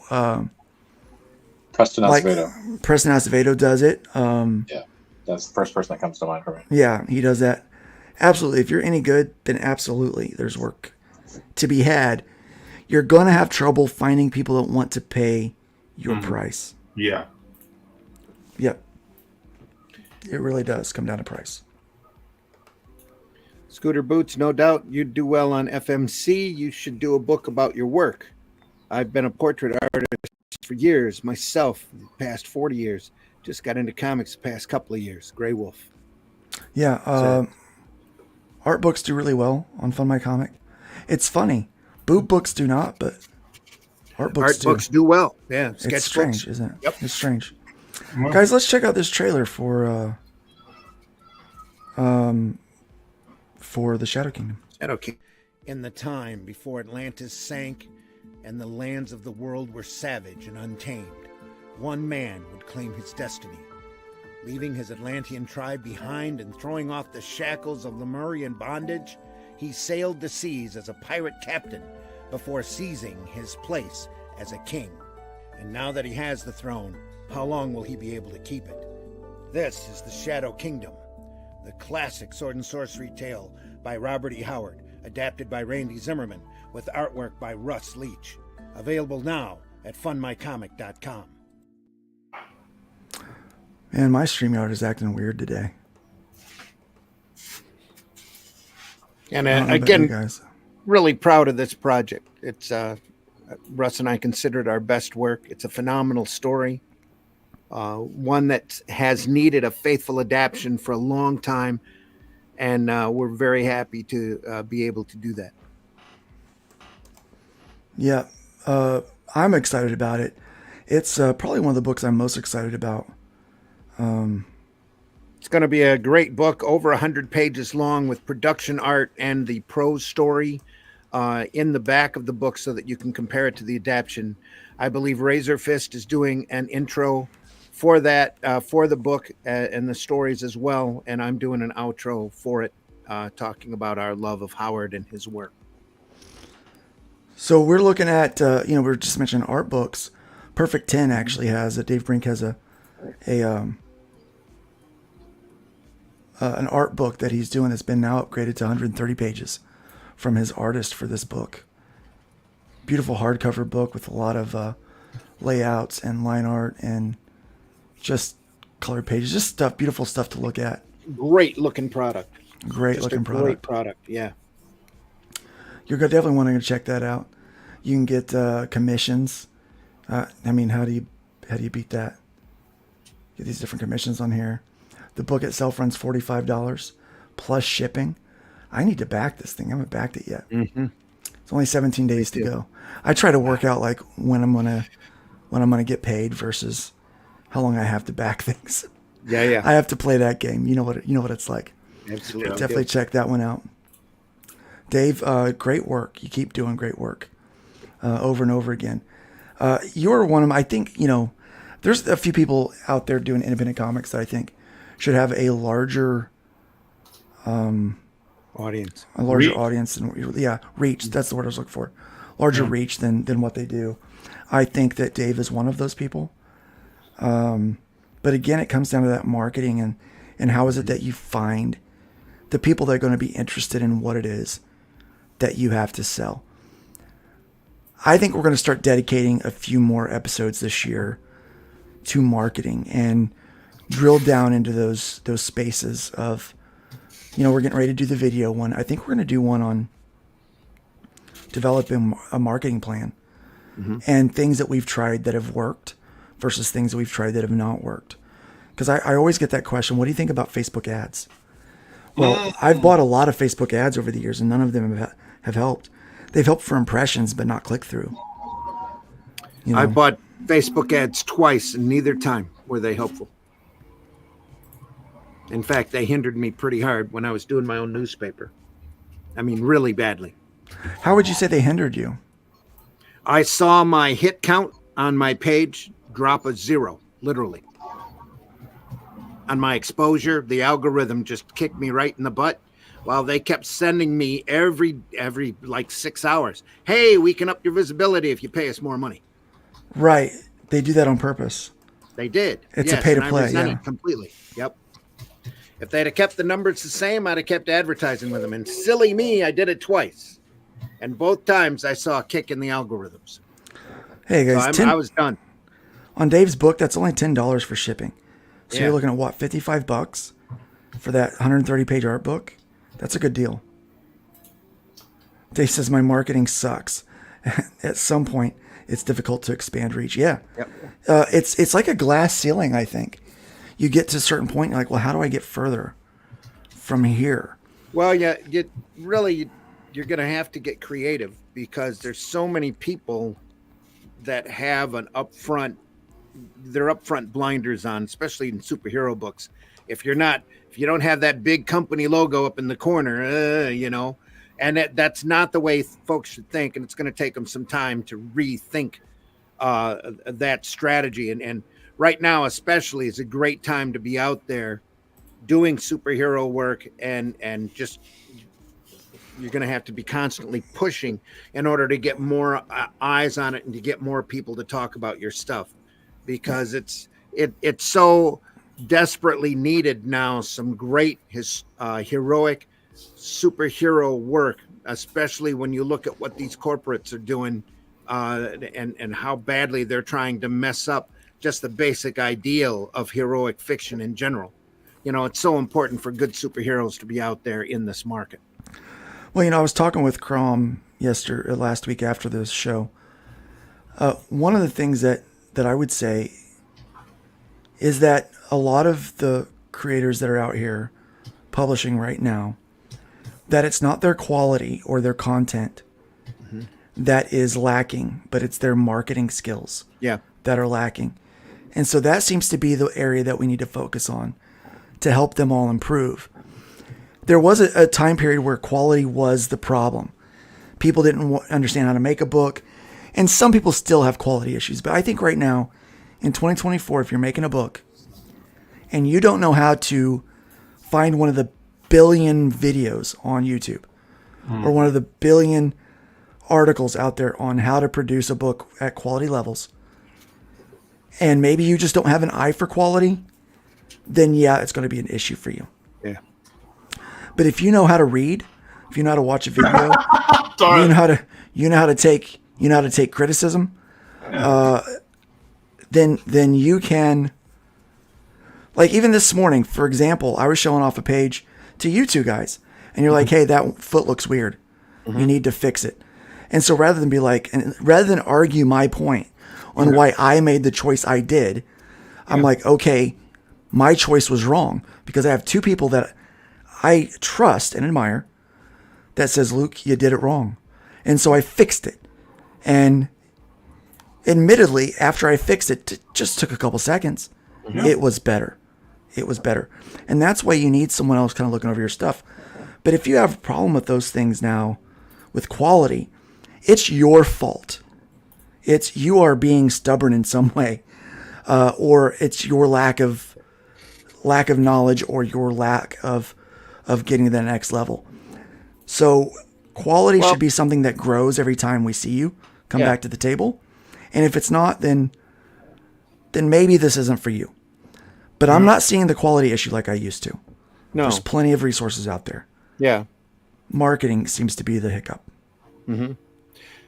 Marketing and exposure, especially on crowdfunded books, because it's a direct-to-consumer sale. It's not something that's out there sitting on a retailer's shelf or out there constantly on display. You literally have to go out there and grab people's eyes and bring them to you, and then convince them to buy your book. Yeah, it's complex. It can be complex, and it's funny. I was reaching up here to the top of my desk. You guys can't see it, but that's where I used to have my magic pad for scrolling, and now it's down here on my lap on the keyboard. And so I was like, why am I not moving the page? Yeah. Why am I not finding the mouse? It's so funny trying to get used to this. Marketing seems opposite thinking to artists. They're so much in their head criticizing themselves. Yeah. That it's two different sections of the brain too. So the one side of your brain handles the creativity, and the other side of your brain is the logic and handles business and math. So you kind of have to merge or move that marketing idea over. I mean, we're at the most creative junction in this art form that you could possibly imagine. There's got to be ways of creatively turning that into marketing as well. And I mean, onto the marketing side and upping our exposure. There's folks out there, it's a long climb that have done it, but it takes a while. You can't all just, even Rippaverse, for example, didn't walk in with an automatic audience. He built that for a few years before he decided to start doing comics. You Well, know, even he's run into Brian- issues with his audience. And he has, yes. Brian Polito's the same way. If you look at his initial campaigns, they weren't picking up steam. He just had to pick up that steam and keep rolling with it. And he's had, if you talk to him, he'll tell you, he's got a couple videos on YouTube too about what he had done. He's had his share of failures as well. That's why he narrowed down to Lady Death and is just now starting to expand out again, because when he started and was expanding beyond Lady Death, he wasn't getting the sales that he wanted. Yeah. This book looks so cool. Isn't it? It's It looks classic. awesome. Yeah. Swell comics, folks. 12 hours left to go on this one, guys. Oh, really? Oh, no. This is going to be your last chance to get a hold of this one. Look at that. He's raised $4,300. Yeah. See, some people's like, well, you know, compared to $1 million, but look, 65 backers, $4,000. That's success, guys. I mean, that is, for me, I think that's a great number to Honestly, aspire to. printing is a success. Right. Getting a book in your hands is a success. You know, and it's a start. It's for especially now that you're crowdfunding, because you do the number 2, you offer the number 1, and you just build up from there. That's what everybody's doing. Look at Brian Polito again. Here we go with that example. Yeah. Building up. Very few people start out big out the gate, and even then, like I said with July, he took years to build his audience up and then steered them to what he was doing. Yeah. Now, I remember when Brian launched his book here, Wolf and Batsy, when he hit the $3,000, he was excited. Yeah. And when he hit 5,000, he was excited. He was like, I can't believe it. I'm overwhelmed. Yeah. You know, and he's on book, you know, he's funding 10, 11, and 12. Yeah. And but it was his first time crowdfunding on his own. And he's got 134 backers. Now, the thing is, if we all could find an audience of 300, we would have a sustainable business model for ourselves. And that's what we need to understand. If you can find more than that, like 300 is my personal goal. And once I hit 300, then it's 500. And once I hit 500, then it's 700, right? I'm moving up in 200 increments. Because that's what I want to do. So I'm going to aspire, how do I find more people that are into the same crap that I'm into and that are willing to give me money for the stuff that I'm doing?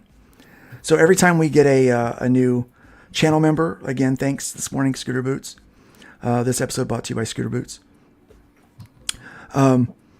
Whenever we get, you know, a new channel member, or I get a new subscriber to my website, or somebody else comes and backs the book and starts giving positive reviews, those things like energize me, because I'm like, okay, I found someone else. And seeing that grow, cultivating those people from the ground up that are into the same thing I'm into, which is what we talked about last week with Crom, that Eric has this huge audience, which is great, but he's now got to filter it down to his comic book audience. And he's no longer doing the things that he did on video or social media that brought in the kind of fan that he had, which, you know, political commentary and, you know. I also have to interject here that it's an example of spite marketing. Yeah. That folks bought ISOM number 1 in order to help Eric out because they wanted to see him succeed and do what he does. And now that he's actually doing business, he's not capturing the audience that he's had before, but he's got to generate a new audience or a wider audience within the comic market. Yeah, he is finding new fans that weren't fans of his before. Yeah. Through the comics, but there's a transitional period where you've got to make that, and it could be very scary to try to make that change once you've established an audience on one thing or the other. So if today I would just change the content of my channel, and I would just say I'm just going strictly Bible studies. We're going to talk about heretics and what preachers to avoid. Right? I would have so many people unsubscribe to my channel because that's not what they're here for. Mm-hmm. That's not what they came for, right? And I've had people that have subscribed over a Dulcimer video that I posted, and then they find out that, oh my gosh, you do like 30 shorts a week off your Nerd Bacon show. So you do bacon bits and live streams about comics all the time. You're primarily a comic book channel. Yes, I'm primarily that. Yep. Then they're like, well, I'm going to unsubscribe because they're not interested in that content. You might have to make a separate Dulcimer channel. I might have to, Yeah. And I think that's why a lot of people do that. They'll pop up separate channels to do the content that they want separately. And some channels do really well when they take out 3 kinds of videos or 3 kinds of content based around the same thing in the same market area. But for me, doing music stuff is way different than comic book stuff. And the thing we also need to remember is comic readers, the comic market has shrunk down to a microcosm of actual readers.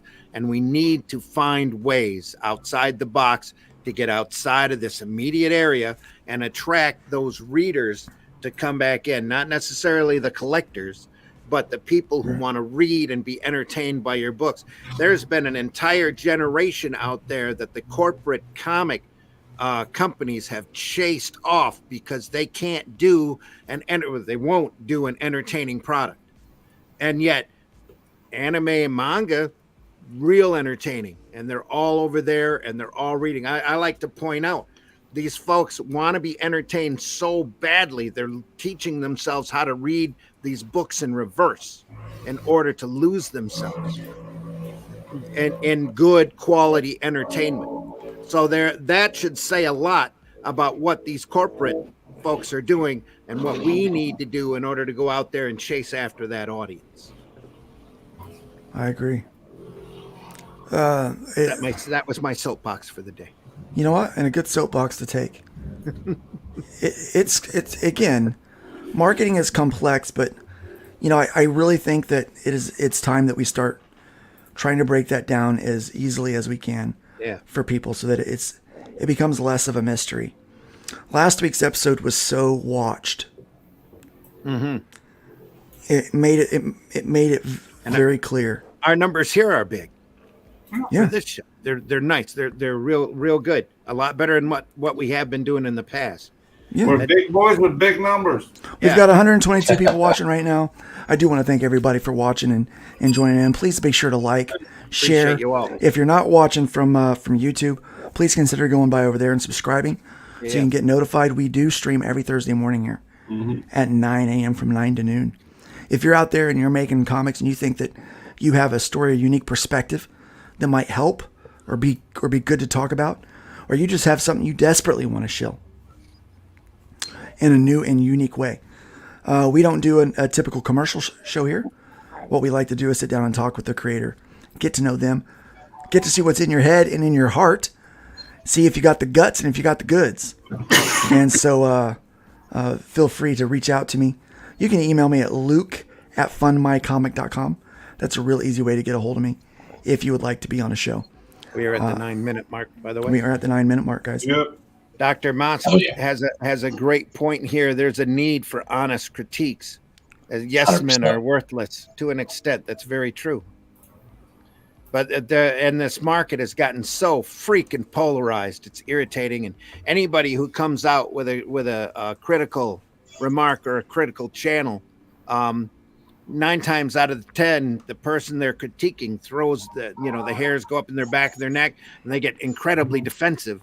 And they're not looking at this as an attempt at a constructive critique, but as an attack, and they can't put up with that. Yeah, so and I'm finding that even when you start to talk about someone's marketing, because everyone wants to think that they've done everything right, and that it's somehow the universe's fault that I'm not succeeding. But it's it's just not true. It's not true. Plus, it's so easy in modern society anymore to claim that you're the victim, and without looking or having the empathy to look at what you're doing yourself and to analyze and see maybe they're right, maybe they have a point. Yeah, I think people automatically throw up those defenses. You don't know what you're talking about. It's so much easier to blame a platform. Yeah. Than it is. Oh well, my marketing really sucked for that campaign. And we had one guy who was so about Fund My Comic, hated the other 2 platforms. And he launched a couple of projects on Fund My Comic, and his marketing was abysmal. And he went to social media to bash the platform because his campaign didn't do well. Well, there were quality questions about your work. It was packaged in a unique way, so it wasn't the typical what people were looking for. And your marketing was abysmal. So what is the success ratio going to be for a campaign like that? You have to find your audience. You can't just assume your audience is going to come to you. It's not a build it and they will come scenario. It really isn't. And welcome, Tree Goblin, saying I am the real victim. Being in an art form, it's so easy to have that ego, and it's so easy to build that ego up to the point where you can't hear anything, especially constructive criticism from anybody else. And there just comes times when you have to let that go and take a step back and look at and see what you're doing and understand if you're not making the money that you want to make, if you're not making the living that you want to make, maybe you're doing something wrong. Right. And you have to understand and accept that.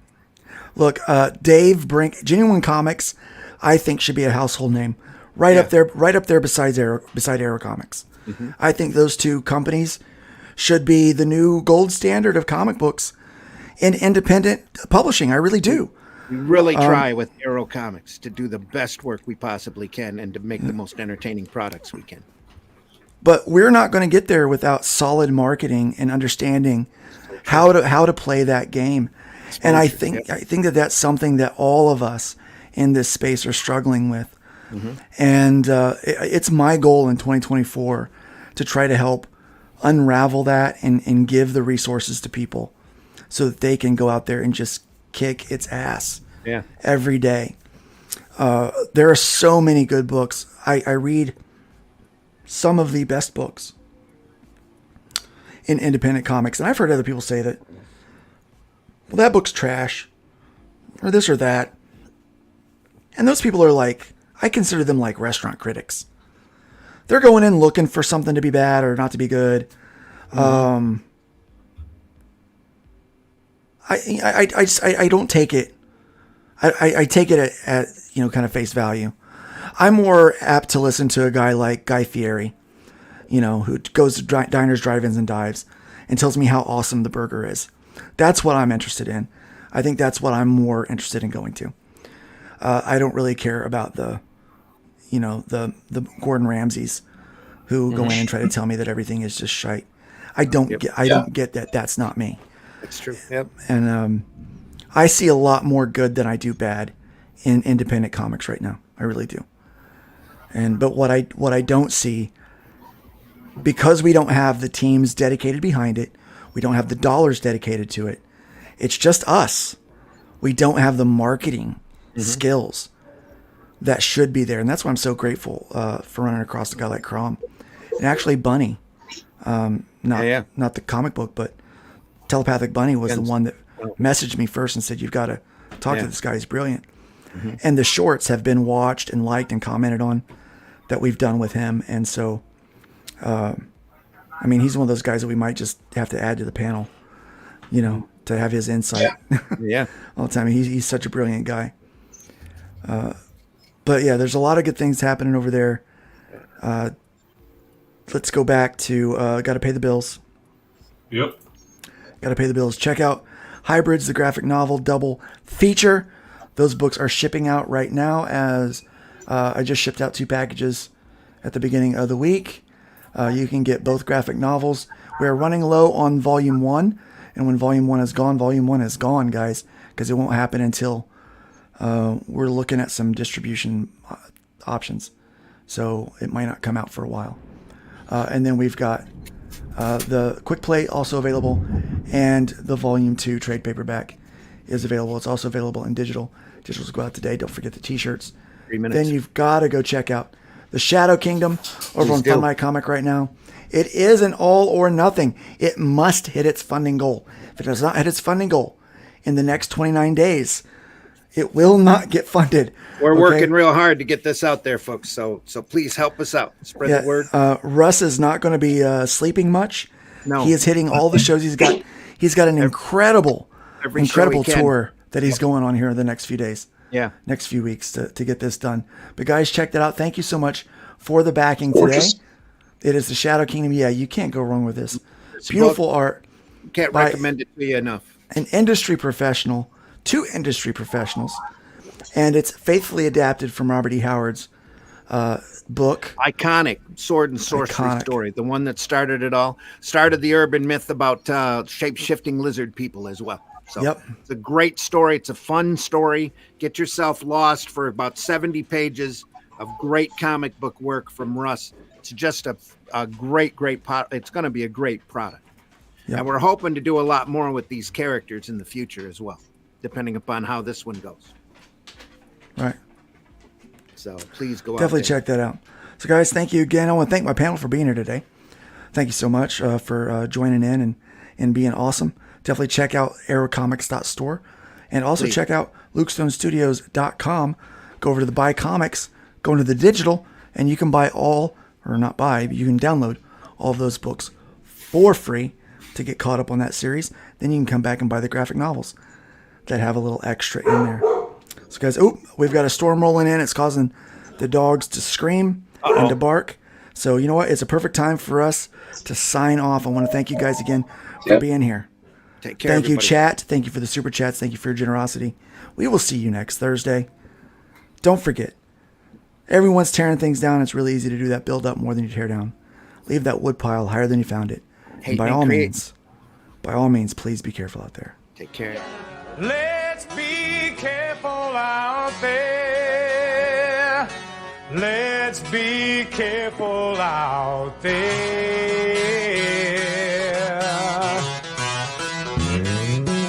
We had a 187 at the 7-Eleven on the corner of 4th and Main. 2 Caucasians of the male persuasion put a bullet through the cashier's brain.